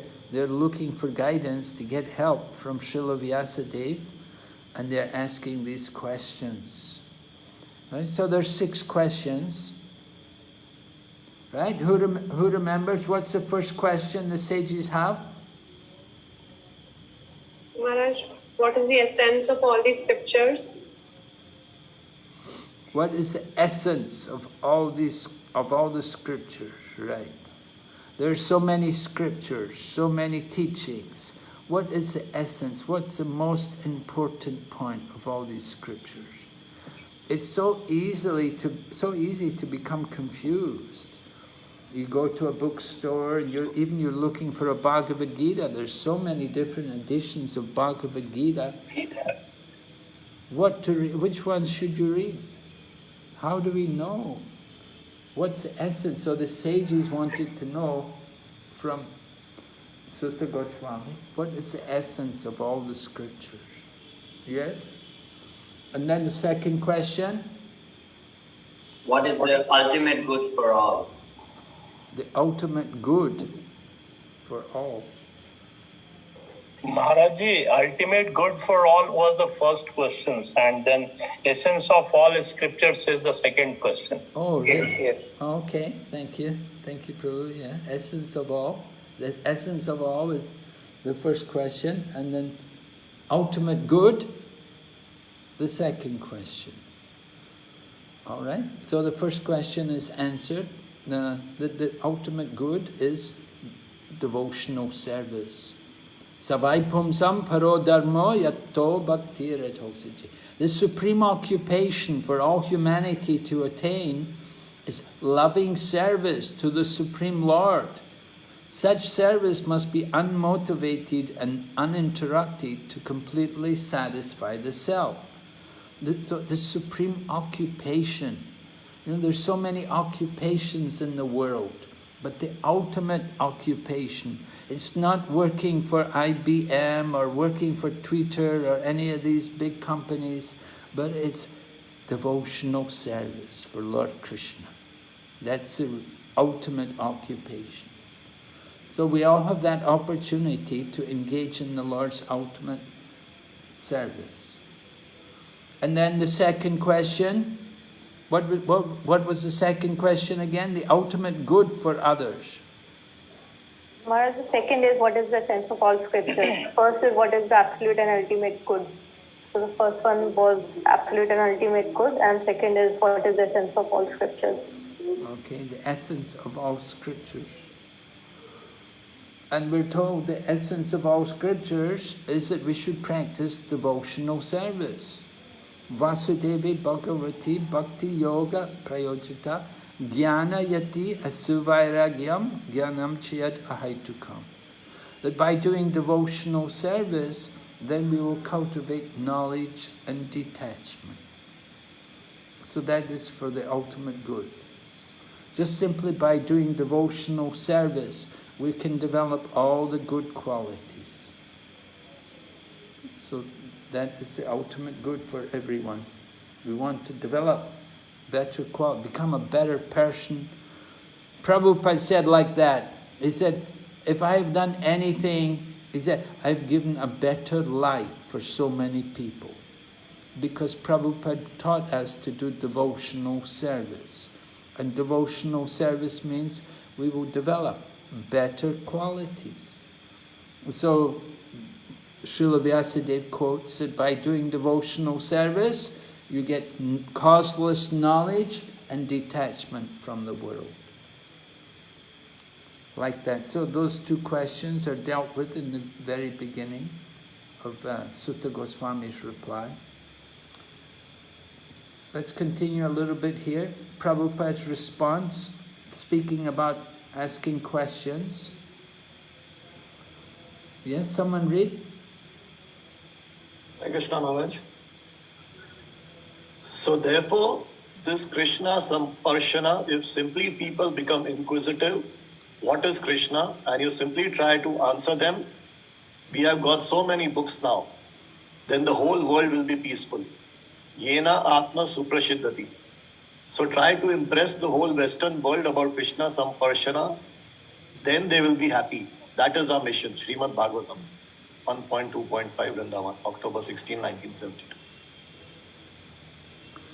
So Prabhupada's encouraging the devotees, try to impress the whole Western world about Krishna Samprashna. And Prabhupada's motivation, Prabhupada's eagerness to give Krishna consciousness to the Western world. And he knew that what's in the West, then it will come back to the East. So he said, we have got so many books, the whole world will be peaceful. Not just only the West. What's there in the West will definitely come to the East. It goes around, right? So Prabhupada wanted to give Krishna consciousness, and he was doing it by books. Of course, now with this pandemic, our book distribution has really been affected. The book distribution is suffering this year. We hope gradually it can be restored. Of course, a good number of people took advantage of the pandemic to get Srimad Bhagavatam sets, and to get, because they were at home more, so they had more time to read. So many people did get sets. Some temples were distributing more Srimad Bhagavatams than usual. So that was good. But still, there's a lot of people out there, and there's so many people who need to get the books, need to hear about Krishna. All right, so what have we been talking about today? The components of the prelude to Srimad Bhagavatam. 3 verses, the first 3 verses. First of all, we had the definition of the Absolute Truth. And then the second and third verse were describing, well, the second verse was describing about cheating and real religion, or pretentious and real religion.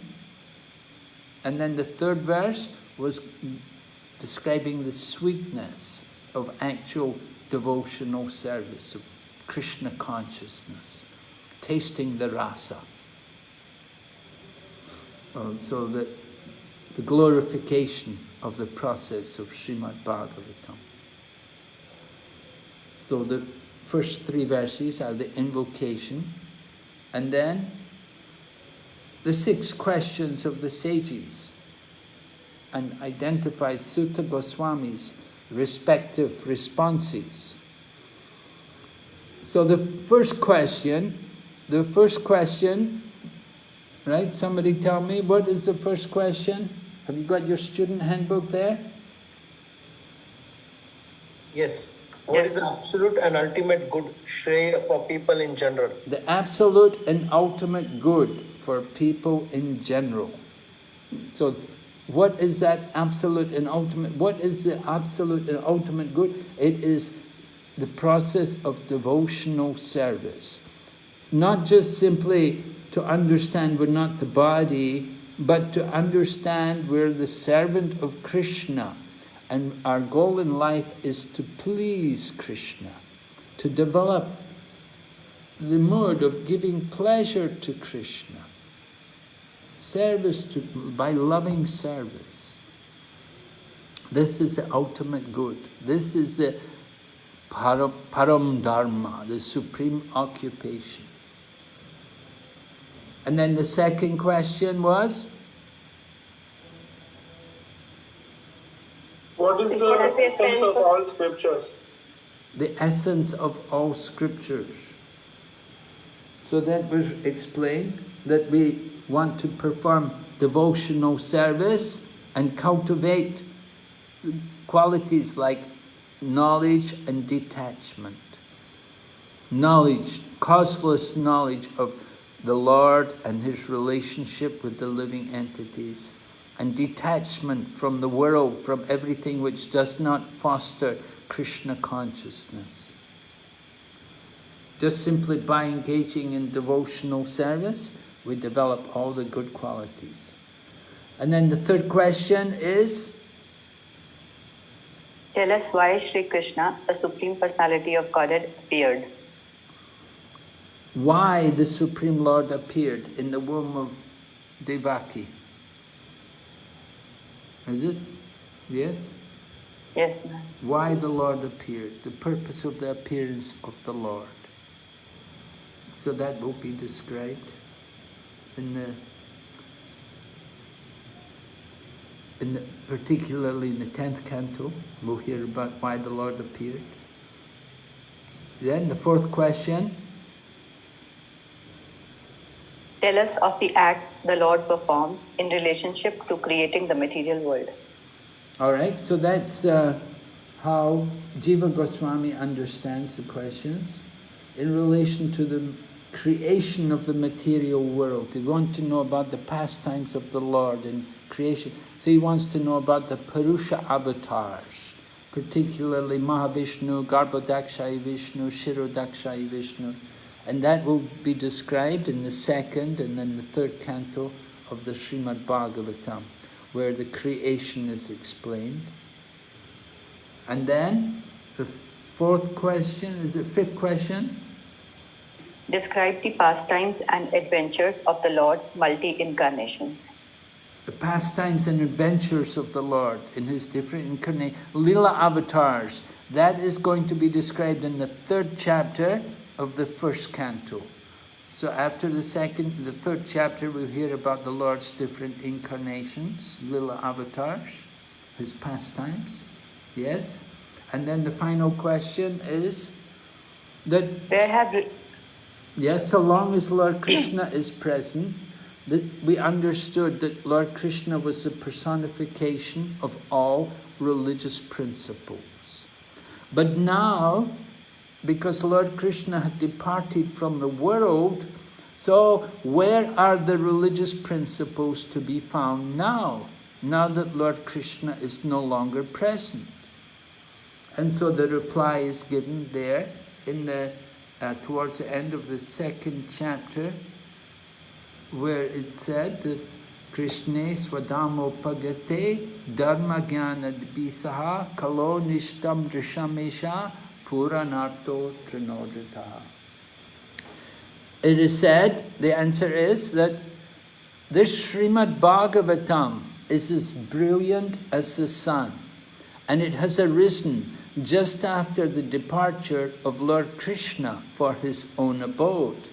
Persons who have lost their vision due to the dense darkness of the age of Kali will get light from this Purana.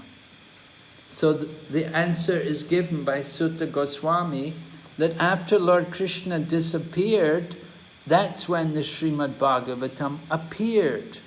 So the Srimad Bhagavatam is the incarnation of the Lord who has come in the Kali Yuga to help all of us, to give us light and to save us from the influence of the age of Kali. So there are 6 questions of the sages, and actually these 6 questions form the basis of all 12 cantos of the Srimad Bhagavatam. That they go on and more questions arise, and this way we come to 12 cantos. All right, and then the beginning of the second chapter was described. We spoke about Sutta Goswami offering his obeisances, respecting the Supreme Personality of Godhead, Lord Narayan, Narayan Rishi, the supremest human being, Mother Saraswati, the goddess of learning, and Srila Vyasadeva, the author. And then he also offers his obeisances to his own spiritual master, Sukadeva Goswami, from whom he had heard the Srimad Bhagavatam. So that was there at the beginning of the second chapter.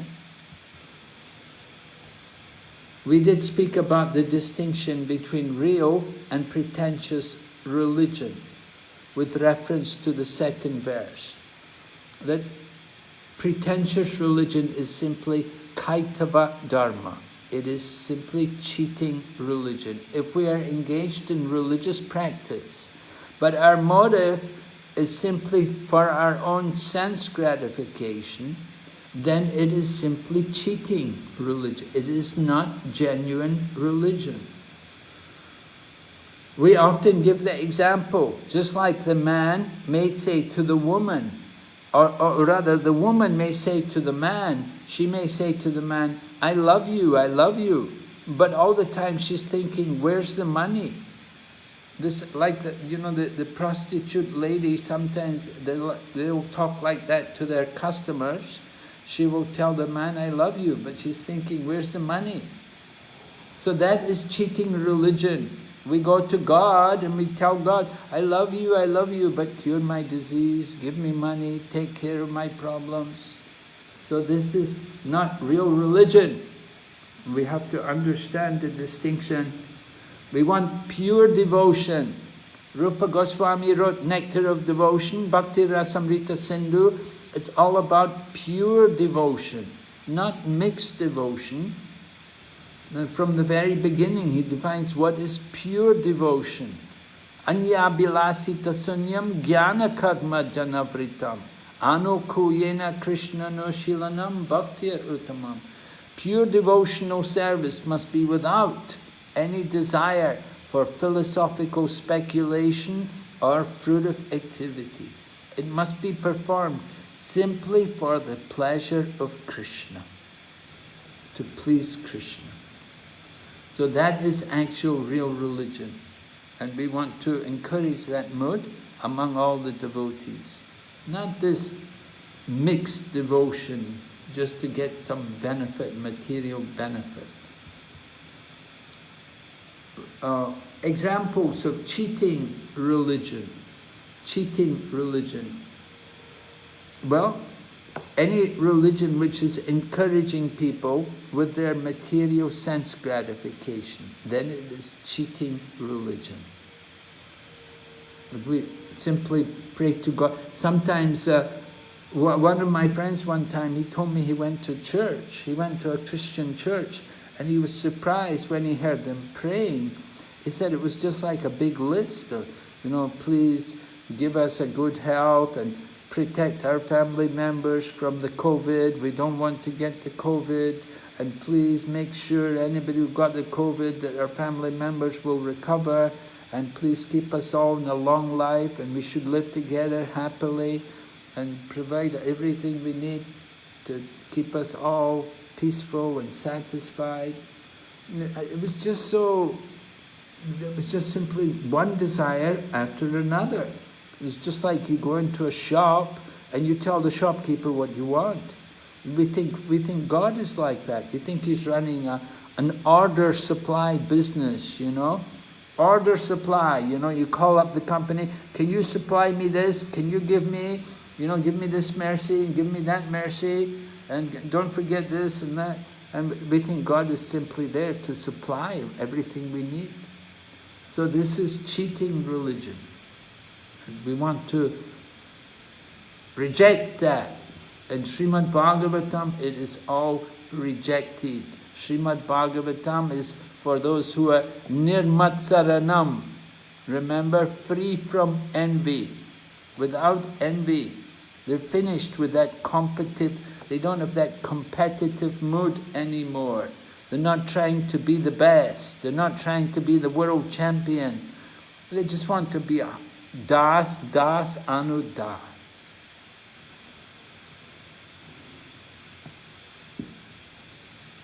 And then Mahamuni Krite, Kimva Parer. The significance of the Bhagavatam with reference to Mahamuni Krite, Kimva Parer. We don't need any other book. If we have Srimad Bhagavatam, everything is there. There was this one family, maybe you know this family, the Gupta family.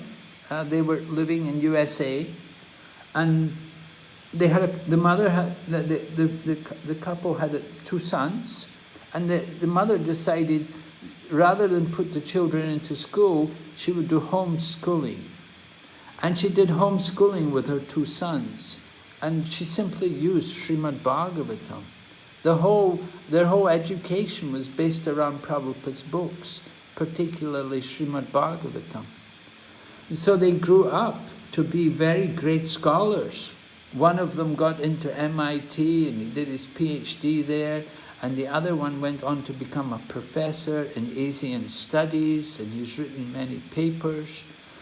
And they were just educated at home by their mother. And the mother used Srimad Bhagavatam to educate them. And when the boy was even just like 12 years old, he was already writing articles for Back to Godhead magazine. There was a number of articles when he was a young boy. He used to write regularly for the Back to Godhead magazine. It's a good proof. It shows us everything is there in Srimad Bhagavatam. We just have to read the Srimad Bhagavatam. You can get everything we need from there. It is the fruit, and particularly it is full of rasa. Rasa, this is the unique feature of Srimad Bhagavatam. Mayavadis, impersonalists and jnanis, they cannot appreciate ras. Rasa is only for the devotees. This mood of rasa, how the Krishna enjoys rasa with his devotees. This can only be understood by those who are devotees, the personalists, who have the personalist philosophy. Impersonalists, they cannot understand these things. It's simply beyond their mind, beyond their ability to understand. Only the devotees can understand the meaning of ras and Krishna's rasa with his devotees. So everything is there in Srimad Bhagavatam, the highest ras.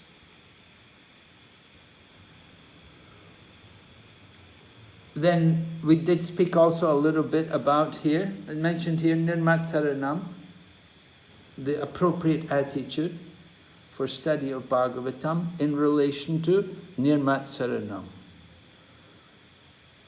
When we study Srimad Bhagavatam, don't envy others, appreciate them, appreciate others.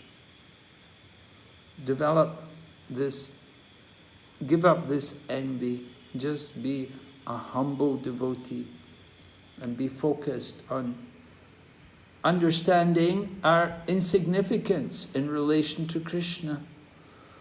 You know, when we read the Chaitanya Charitamrita, for example, Krishna Das Kaviraj describes himself there.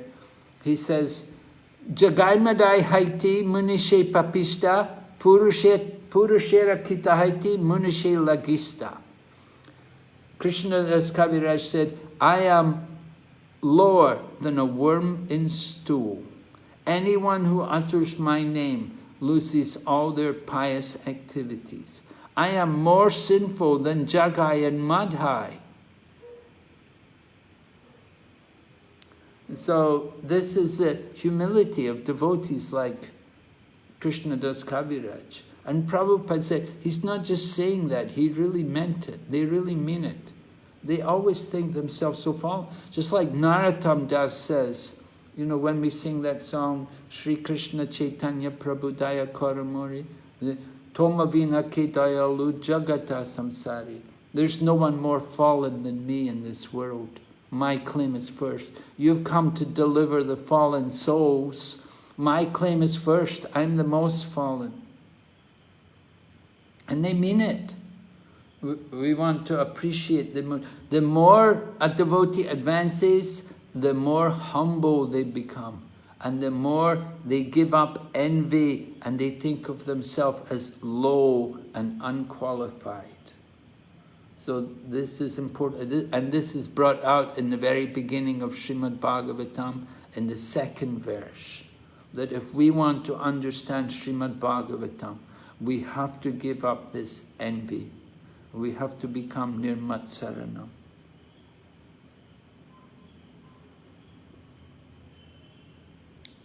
Okay, so you can choose a verse. are parts of verses in this section which you consider most useful in preaching, and explain why.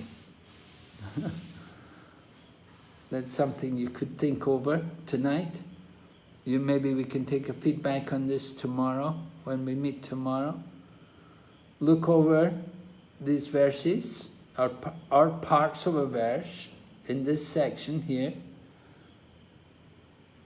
and think how it would be useful in preaching, how you could use it. So Maharaj, this is a sort of homework for everyone? Yes, right. It's a homework for you to absorb your mind in thinking about what we've covered today and how you can use it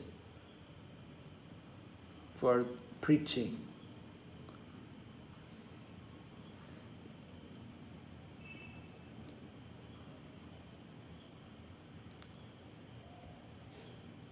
Here's a quote from Prabhupada, from the 2nd chapter, 3rd verse.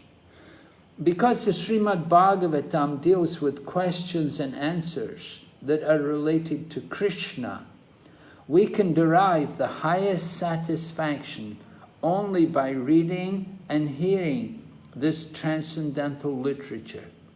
One should learn the Srimad Bhagavatam and make an all-around solution to all problems pertaining to social, political, or religious matters. Srimad Bhagavatam and Krishna are the sum total of all things. From the 2nd chapter, 3rd verse, purport of the 1st canto.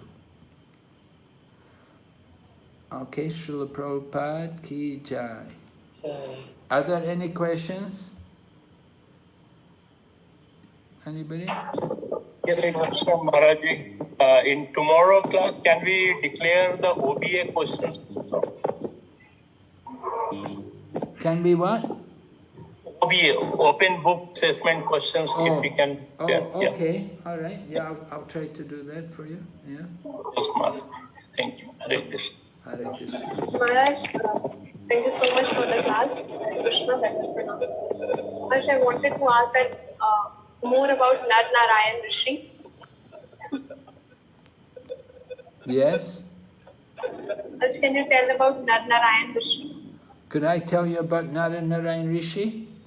Yes, sir. Well, what does he say? Narayan Rishi, the supermost human being.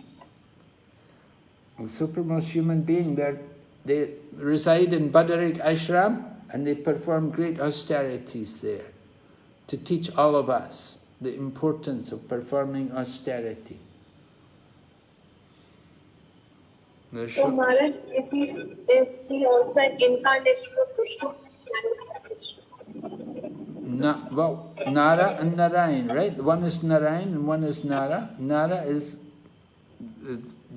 the living entity, the Jiva, and Narayan, God and its expansion. There's Narayan and Nara. So one is Narayan and one is the living entity. And they're always together. Like Pankajangari and Janani Vas in Mayapur. They were like that. Brahmacharis, they're fixed in celibacy. And they're very renounced and detached from the material world. And they live in the top of the Himalayas in Badarik Ashram, performing austerities there. Yes? Thank you so much, Maharaj. You want to go there and meet them?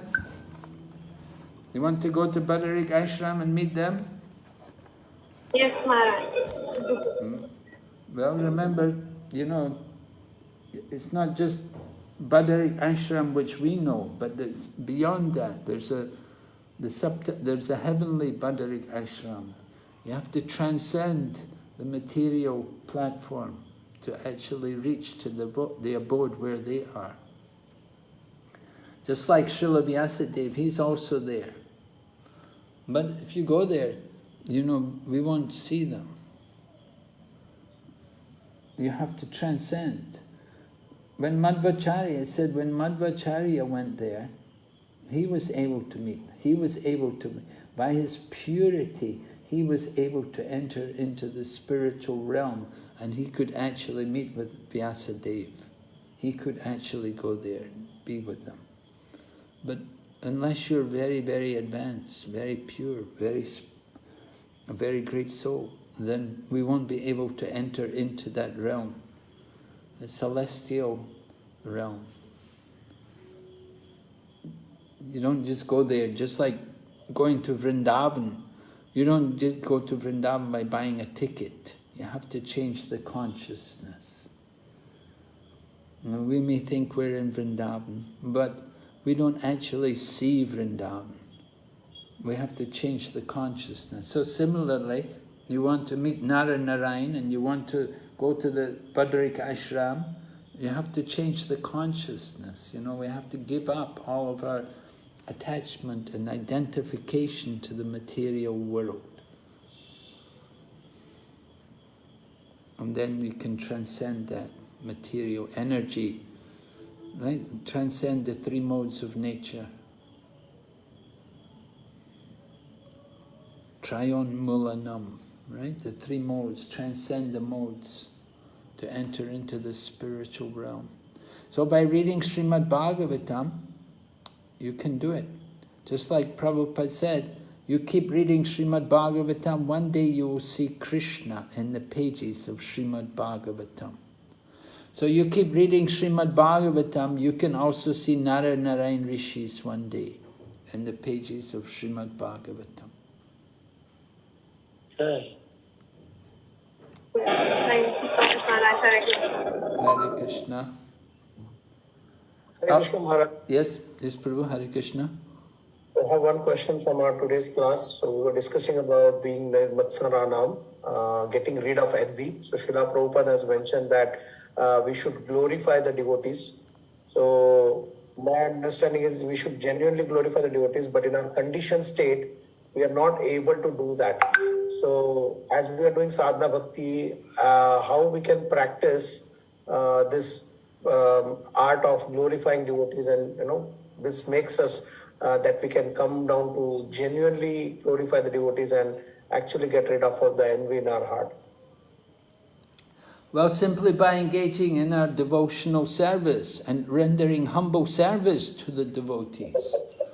As the Mataji said, the devotee said today, they said, to serve the devotee. We may envy someone, so render some humble service to them and seek their blessings, develop their friendship, and in this way we will give up the competitive mood which is causing the envy. The envy is coming because we're trying to compete with them. We want to be better than them. This is the problem. We have this we have to compete with everyone. I want to be the best. I want to be number one. And we're trying to compete with everyone. But we have to become humble. We want to become the servant of the servant of the servant. Think of ourselves as insignificant. Of course, at the same time, doesn't mean we don't do anything, but we want to fully engage ourselves, to keep ourselves engaged in the trying to please the devotees and to get their blessings, to serve them, to develop an appreciation for them. That somehow they've got qualities which I would like. And how could we get qualities which they have? By getting their blessings, by serving them. They'll bestow their blessings on us. So serving the devotees, even if you're not able, if you don't get the opportunity to serve them, at least to praise them, even though we may not appreciate it. But if we just speak in our mind, if we speak out that, oh, this devotee is done so nicely, or he's such a good devotee, one day I also would like, in the future, maybe maybe in my coming births, I can do service like that devotee. Recording stop. Recording in progress. We want to get the blessings. We want to just develop some appreciation for these devotees. Rather than being envious of them, we want to glorify them. We want to think they're so good, they're so lucky, they're so... Somehow they've got the blessings of Lord Krishna. If only I can also be like them one day. Maybe not in this lifetime, but maybe in the future. So like that, we don't need to be envious. It's just it's something which we've developed, this habit. And just like people develop habits, smoking and drinking. So we have a habit to think bad about people. We have to just change that habit. Instead of thinking bad, think good about them.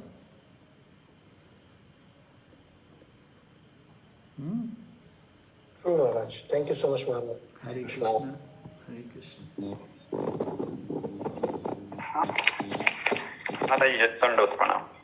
In Canto 1, 2.7, it is mentioned Vasudeve Bhagavati Bhakti Yoga Prayojita Janayati Asu Vairagyam Jnanam Jajat Pahitukam. Will you please explain more about Pahitukam, this Ahitukam word? This is my number one question. Number two question is that pure devotional service means the desire should be only to satisfy the Lord. And in Bhagavad Gita, to contrast to that, it's mentioned Chaturvida bhajanti mam jana sukruti Arjuna Artha Jigyansu Artharthi Gyani. So the Artha Jigyansu Artharthi Gyani, is that coming in the ambit of Nirmastarana? Is it coming in? So these two, please, can you? Okay. Well, first of all, ahaitukam meaning no material motivation. Right? The motivation should be simply for Krishna. The motivation is not to get something for ourselves, but the motivation is to serve Krishna, to give to Krishna, to offer service to Krishna. So, ahaitaki, unmotivated. Generally people are motivated, what will I get? How much will you pay me? What are you going to give me if I do this for you? But devotional service, Prabhupada explains, means finish up your business. Stop thinking about business. Stop thinking about what you're going to get. And think about giving. Giving without any remuneration, without getting anything in return. We just simply want to give service to Krishna. This is ahaitaki. Unmotivated, no motivation. We're not thinking about ourself. So instead of being selfish, it's selfless. Selfish people, they want, give me. I want this, give me that. But we should become selfless. I don't want anything, I just simply want to do service, birth after birth. Chaitanya Mahaprabhu said, birth after birth. I just simply want to do service. So that is ahaitaki, right? Are you okay? Yes. Are you okay? Yes, And then the second question you're asking about is the four kinds of people who surrender to Krishna: Arto Jignasur Artarti, Jnani Cha Bharatarshava. Yes, so yes, Maharaj. So you're asking, are they in the category of Nirmatsaranam? Yes, Maharaj, that is my question. Well, it will. It's going to. you see, these four kinds of people, they're all pious people because of... अरे इतनी जोर की दरवाजा डरता हुआ मेरे को लगा पता नहीं कौन आ गया मैं चारों तरफ देख गया कोई आया तो नहीं जोर सॉरी ज्यादा मेरी तो चल नहीं रही साड़ी से मैंने नेट बंद कर दिया था मेरा वो यस हरे कृष्ण बैकग्राउंड जरा कर दिया.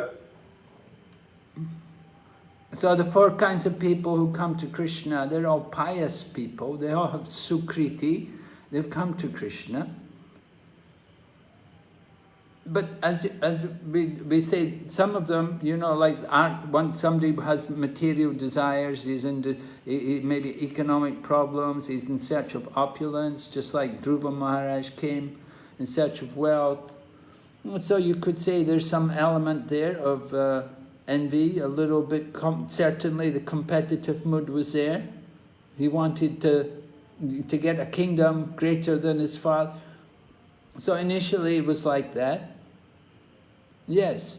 And similarly Gajendra, he was concerned with his own life. Save me, you know, crocodiles got me.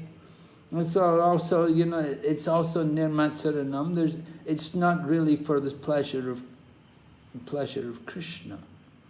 So yes, nirmatsara, they have some envy there. But that was their initial phase.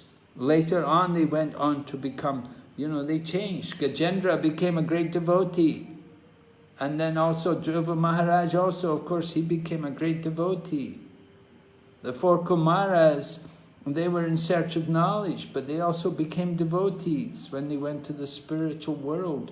When they saw Lord Padmanabha, they changed. When they smelt the aroma of the tulsi leaves from the lotus feet of the Lord, they became devotees. And so in the beginning, yeah, we're all envious, but we can change. We can give it up. We can become pure devotees. So we don't have to stay envious. Right? But initially there is a desire.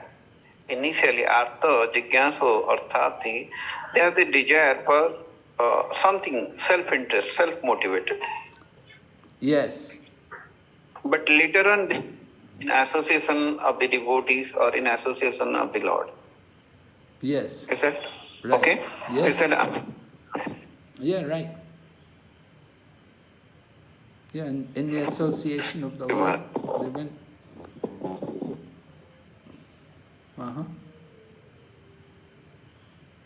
Okay, Prabhu.